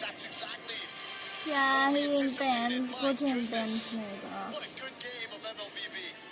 What a good series. We still got one more to go at this point. I want 4 more of those. Yeah, just give me the best of 7 at this point. Let's just keep it going. चलो एक और match बचा है. That was just beautiful, beautiful, beautiful MLBB, man. From both sides, even Aurora defending for that long, trading off.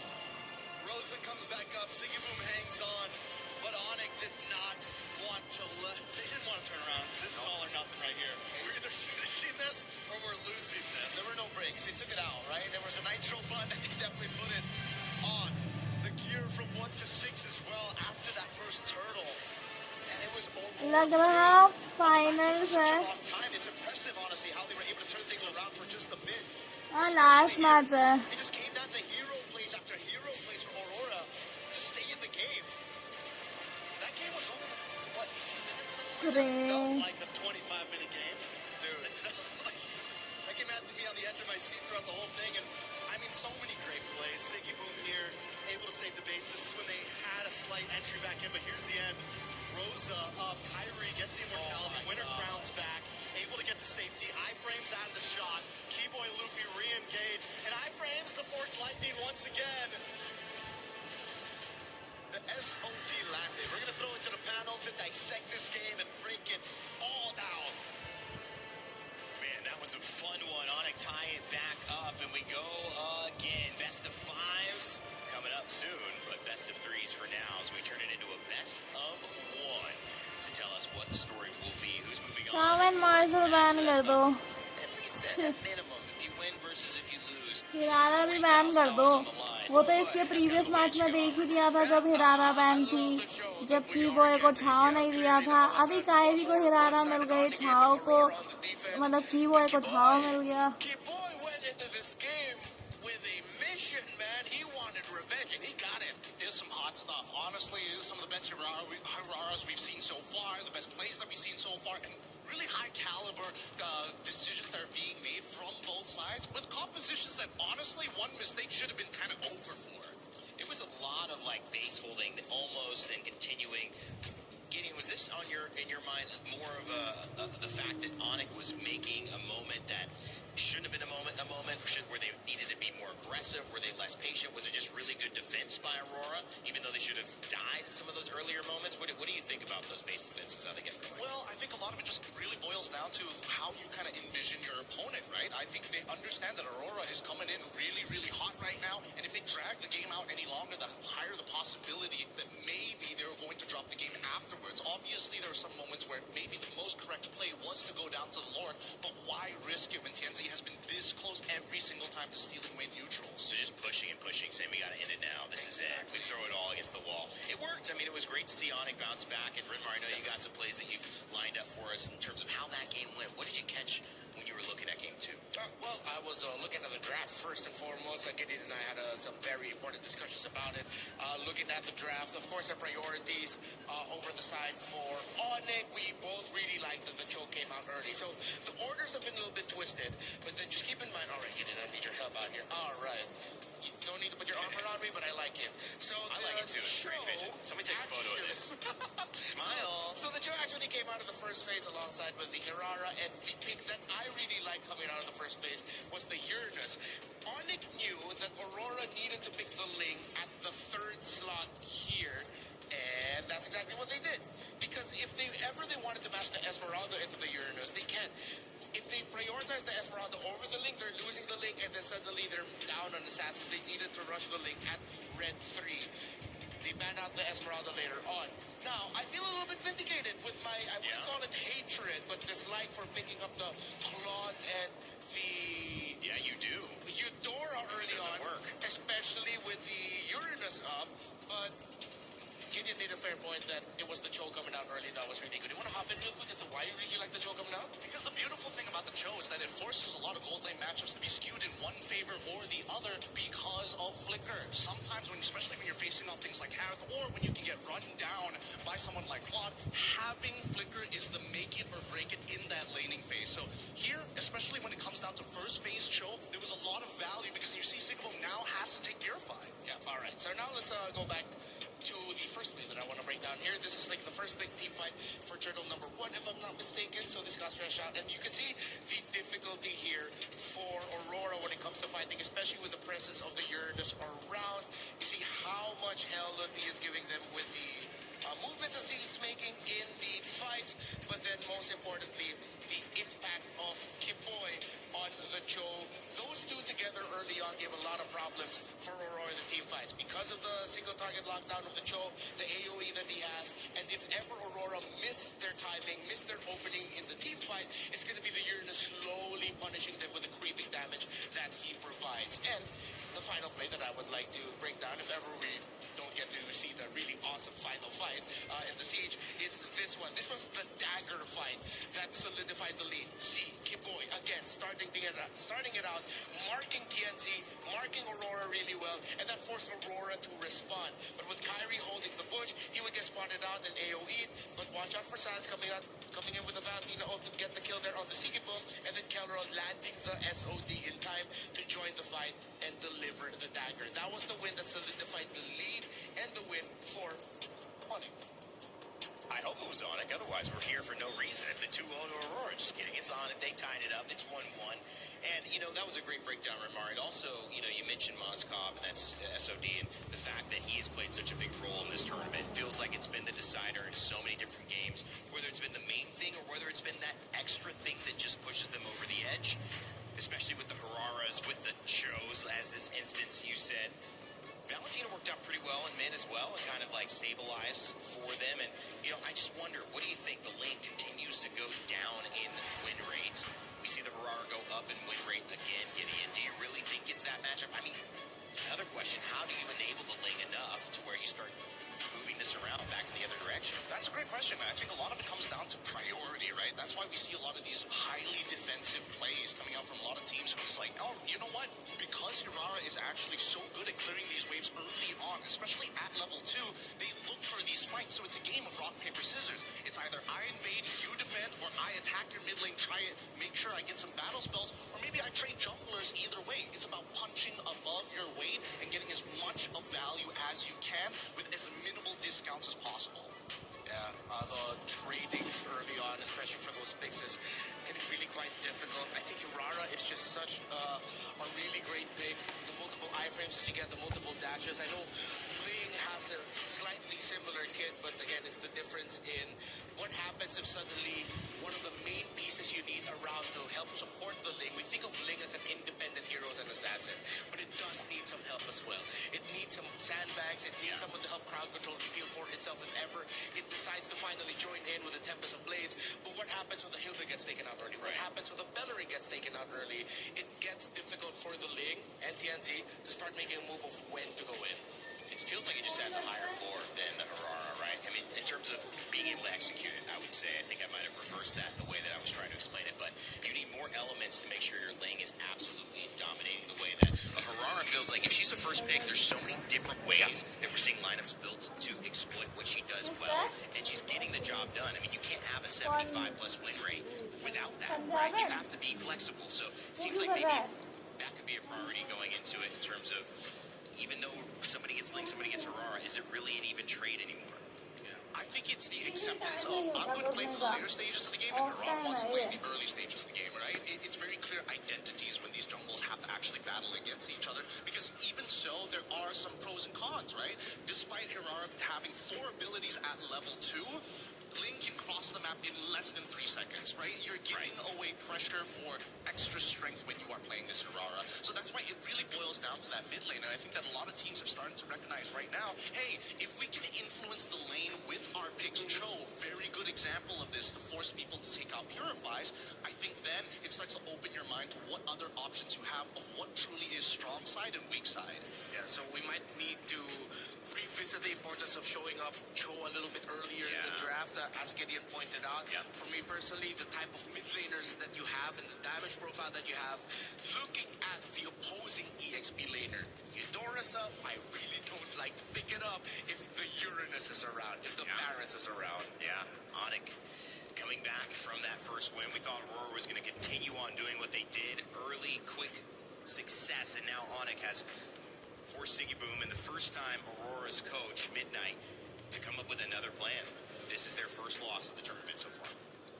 I think at this point, maybe they just go for the trade. They go for the Link Harara trade. They got to ban one of those options. Ban one of those out, pick it up, and then force the other to play a different kind of assassin? Exactly, because so far blue side first picks have been very interesting when it comes down to whether or not you're going to get one of these assassins. So the 2 predicaments that we're currently in, the Hirara Ling, on top of the fact that, Atlas, Beleric, and Valentina are still highly contended. Now that we're adding Cho to the mix one more time, I think now, especially with both of these teams who heavily depend on both Zigabum and Kelra, there's more priority for the supports to go up. With the rivers being the map that we're playing now, you're going to have to at some point.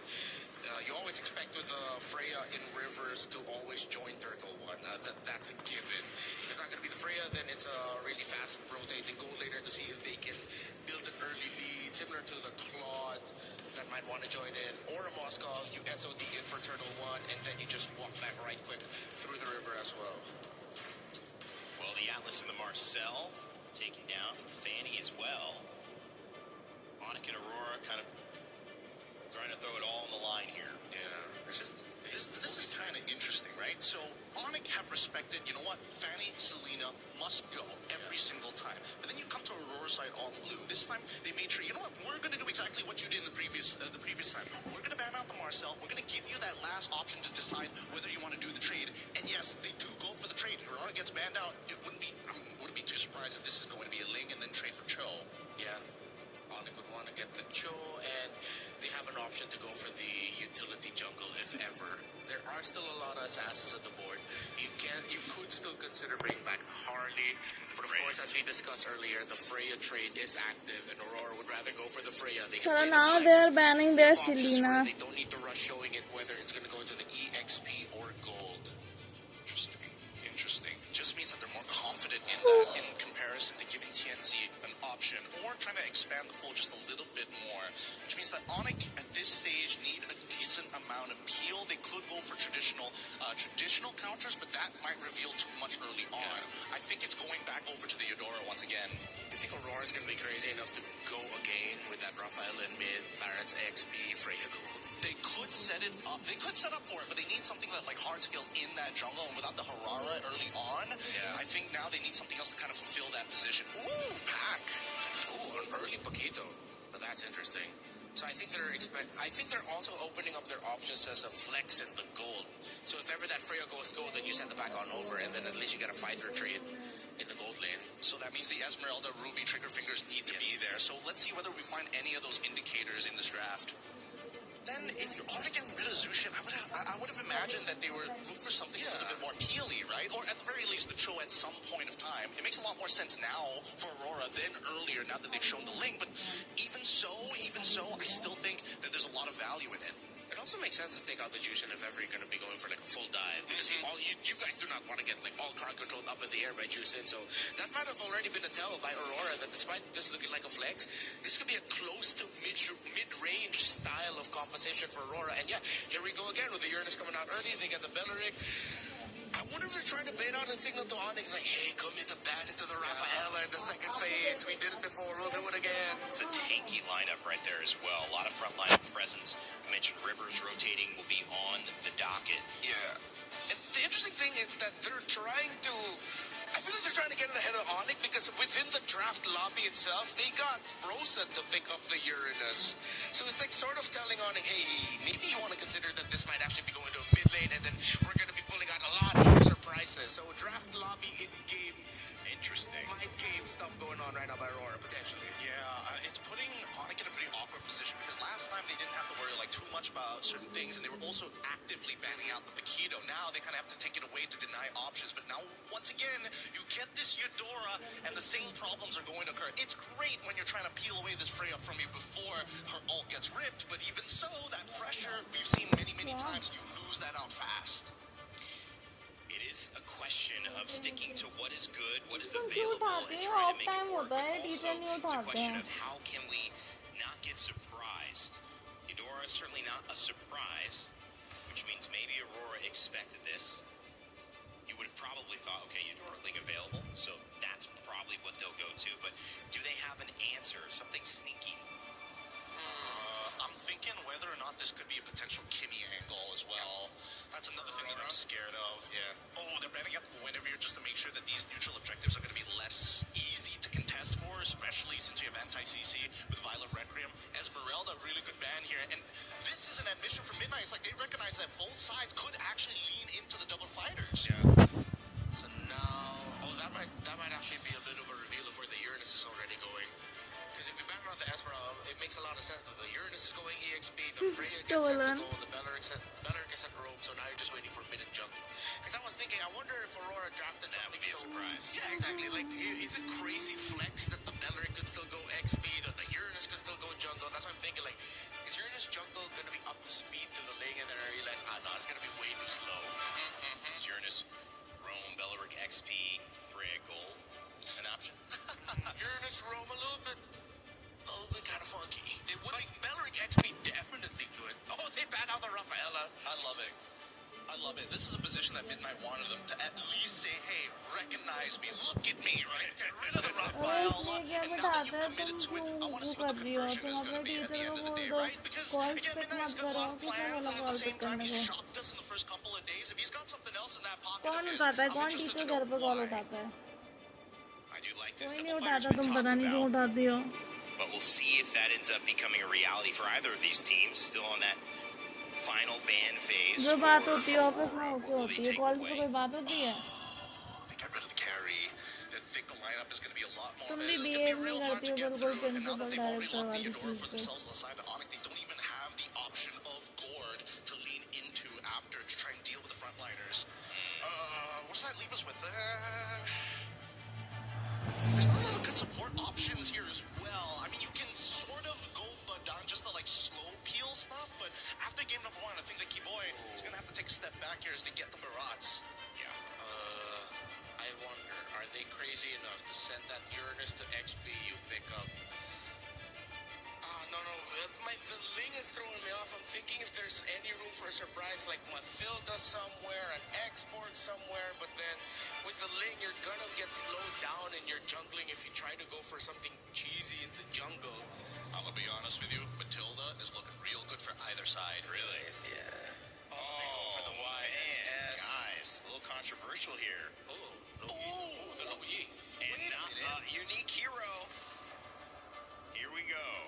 Interesting. So they want map pressure to be able to kind of, if we're a little bit slow on the turn, the Loyi is able to teleport multiple people at once to a target location. Yes, it is reveal, big whoops, but it's still a way to kind of maintain pressure. Oh, I lose priority, doesn't matter, I'm still there. You know, this could be an interesting approach and a different way of thinking for Aurora.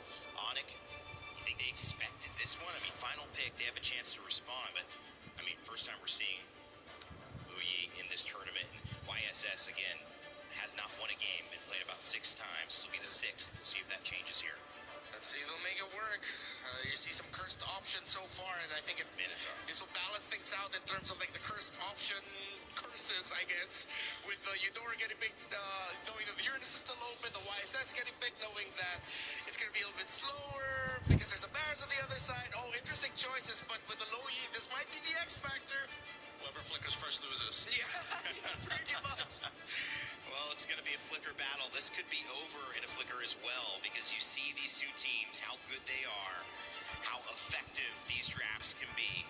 But only one is going to move on into your knockout rounds. One will still be alive and will join another elimination game. But for game 3, it needs no high. क्या हो गया लोई देख के Trying to take down Aurora Gaming. Let's send it over to our यार रावित पक्की तो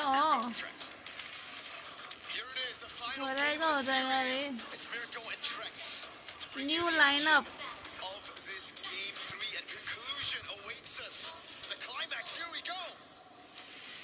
I'm not ready for it, Mirko. I'm not ready for it. We got a Lu Yi. Midnight's either cooking or overcooked with this one, but so far he has been a chef in the draft. Let's see if this one is going to pull it off, Mirko. Any thoughts on the way this draft turned out? Okay. Just against these very low-range targets, the Lu Yi makes a lot of sense. I'll be honest with you. Back in the day as well, when it comes to the utility jungles, man, like the Barat's over, everybody who wants to stick together, they kind of get countered by the Lo Yi, right? So it's AoE damage that Aurora are playing around. And they have a very good front to back. If they can somehow get the tempo, which should be kind of like the win already just based on the composition here, on those side lanes, they can't play around Rosa early on. So we'll find out. Again, it's the Wilderness Blessing with the Braves by Rosa. Even though he's on the Lo Yi, does a lot of good damage on Onyx composition. Still gotta get that safety. Freya versus Pakuito, who will win? Capacities across the board as well, though, but nothing too crazy aside from that. Harry does use the retribution on that Litho Wander, wondering if Aurora's going to try to capitalize and harass onto this orange buff, but Onic already smells it coming. They're going to move in, try to push Aurora away. Tienzi might want to get involved in this one. A little bit of damage on a Luffy. Oh my god, map में देखो भाई वो दोनों का fight. A lot of damage as well, but they all get pushed onto the tower by Luffy. So well done to disengage by him. Aurora's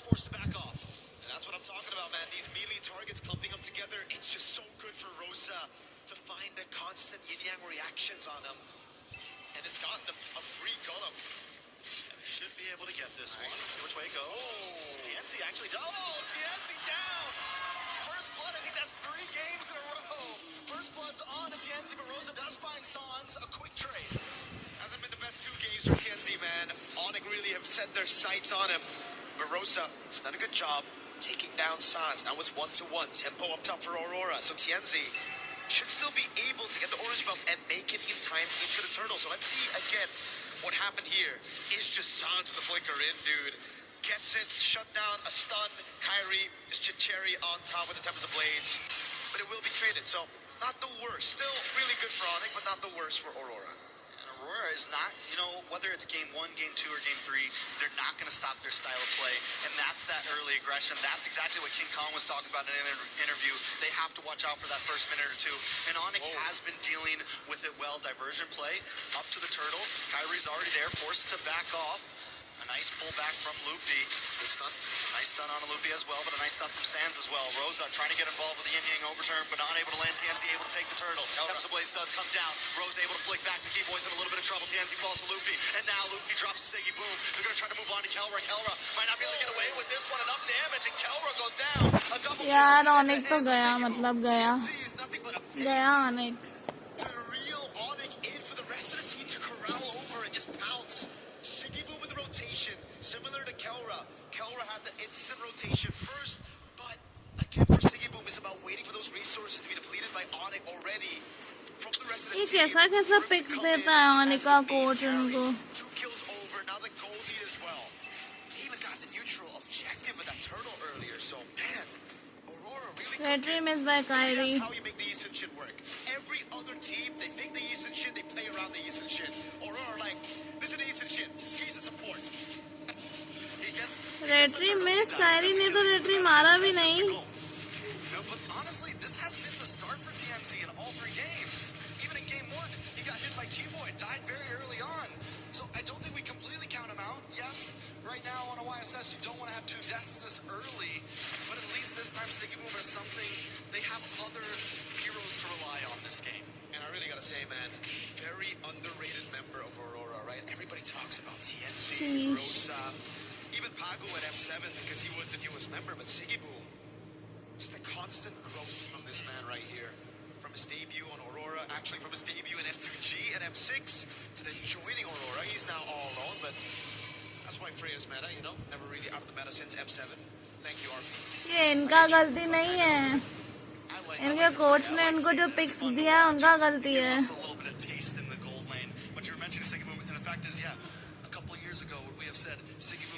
कहाँ की boy को छाव की जगह मिनो पकड़ा दिया.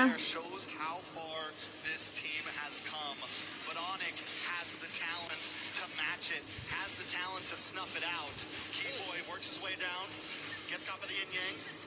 Will have to back off. Loopy taking a lot of damage as well. May not be able to get away from this. Siggy Boom gets a knock up and Lunar gets the kill. A nice taunt on to Keyboy as well. Keyboy able to dash away to safety, but Aurora get another objective. They have to pick like this cause of Freya. तो खाली Freya के लिए ऐसे pics उठाए सबने. It's just so good from Aurora. Dude, they're shots. That's it. Bada bing, bada boom. Sai just got cooked. Again, he's been getting cooked. Kyrie gets an orange buff though. He steals one back. So Kyrie's constantly being proactive on the map now. Siggy Boom up against Kelra. Siggy Boom up against Kyrie. Siggy Boom up against the world. Looking for the next target. Kelra might not be able to get away with this. Siggy Boom along with Lunar now. And down they go. He buys the time. Who is this man? That man Siggy Boom. Really puts the boom at MSC right now with the Freya 3-0. Cause they are too tanky for MM here. He likes those odds. Just go straight through Onic. But what about carry? Carry क्यों नहीं लेते? Carry तो melt करता है ना? And carry got back. Oh, अच्छा. But what about Lunox Gold? Lunox Gold. Has achieved perfect flow state. They're 4K ahead. It's game 3. And normally in a moment like this is when teams start to crumble. But Aurora's just getting strong. No way. Runs up. Able to flick back. One more shot. Kyrie. Can Lunar chase him down? At least even the playing field. Lunar doesn't have a flicker. Kyrie should be able to get away. He gets out. Wait. I was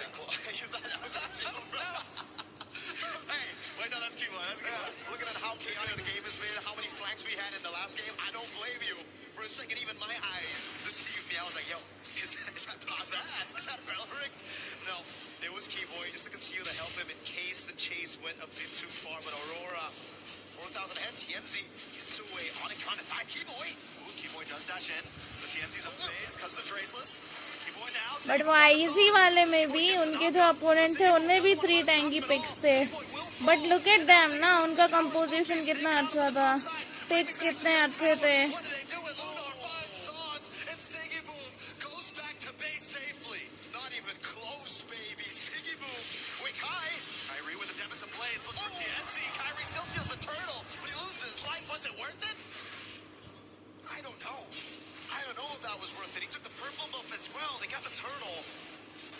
Down to how Aurora are able to convert now off of that kill. Because Kyrie got the purple, I guess there's not much resources in the jungle to take away from him. That very clearly should have been a free turtle for Aurora. So I guess if we look at the conditions, sure, it's pretty worth it, right? All right, it's the only thing they can get. It's the only thing. At least you got something. They got something. That's what we're looking at. Fair enough. Fair enough.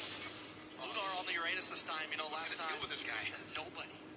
They have they got a little quick sun from Sans. They have the big knockup. They do have crowd control, don't get me wrong. But are you going to waste all of that on Uranus when you got Siggy Boom jumping around? No, no purple buff this time. Yenzi, Kyrie with the back and forth. Will not get taken down, but Siggy Boom's there. He's forced to jump off the wall. Pogba not going to chase him down. Back in the mid side, Onic just trying to defend. Yenzi is up in levels, 3 whole levels. Up against Kyrie. Remember, folks, this is a 0% win rate Yisun Shin that he's on right now. No other team has made the Yisun Shin work. I've seen worse odds. You've seen worse odds, yeah. Again, Onic, it almost seems like they have the seal from Pagu. Sar's gonna be careful. He doesn't have flicker. Trying to base something out here. Pagu's on him. Loopy won't be able to get away, but look at Keyboy with the knockup 1-2. Tienzi though still finds Loopy and they're all dashed in. Pagu falls. Kyrie trying to dash back, but he gets pulled in once again. It's a double kill for Tienzi. It's a full team wipe. Aurora. गया out हो जाएंगे ना ये. Onic will be out. Wow, Onic, wow.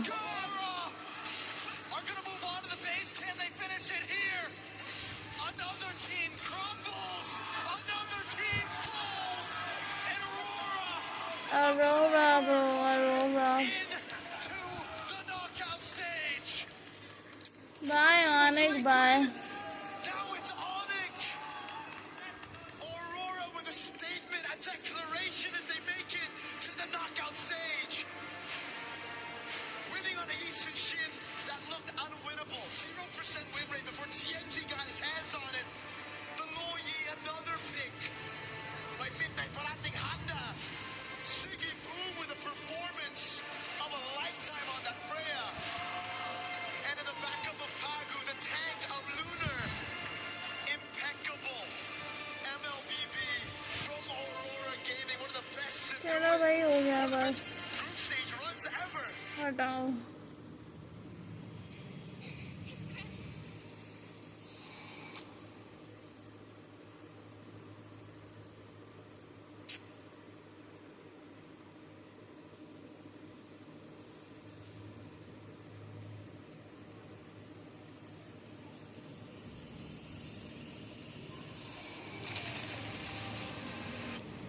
I told you.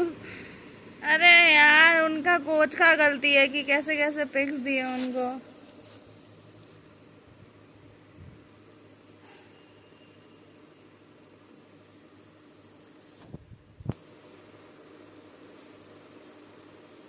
ये क्या लिखा था हैं?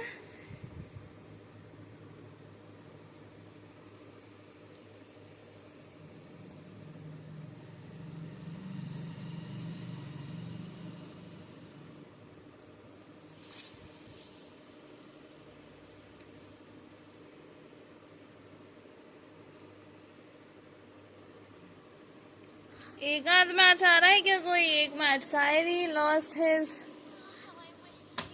हाँ रुको रुको मेरा PC. Kyrie lost his prime and looks both. and looks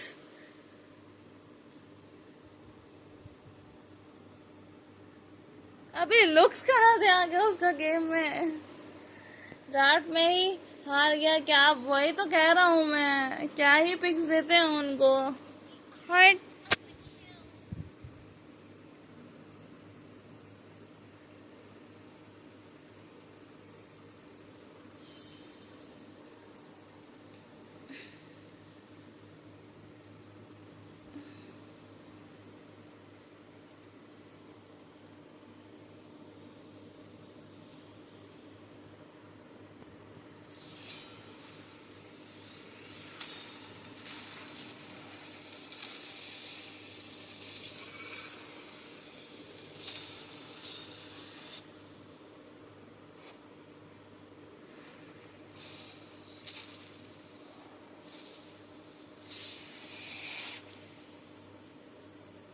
चलो भाई चलते हैं। ग्रेंजर रहता तो जीत जाते। टैंकी पिक्स एज हेल ऑफ और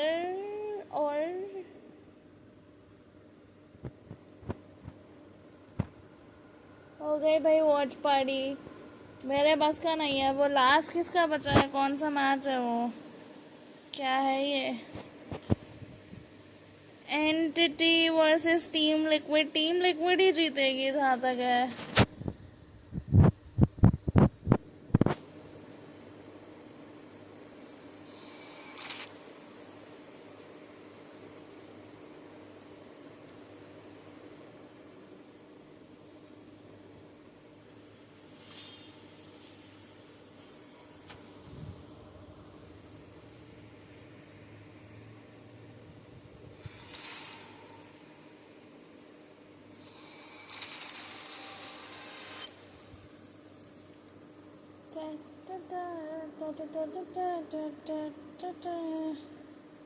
चलो तो भाई मैं चलता हूँ। Bye bye guys, good night all, thanks for joining and staying till in. Bye और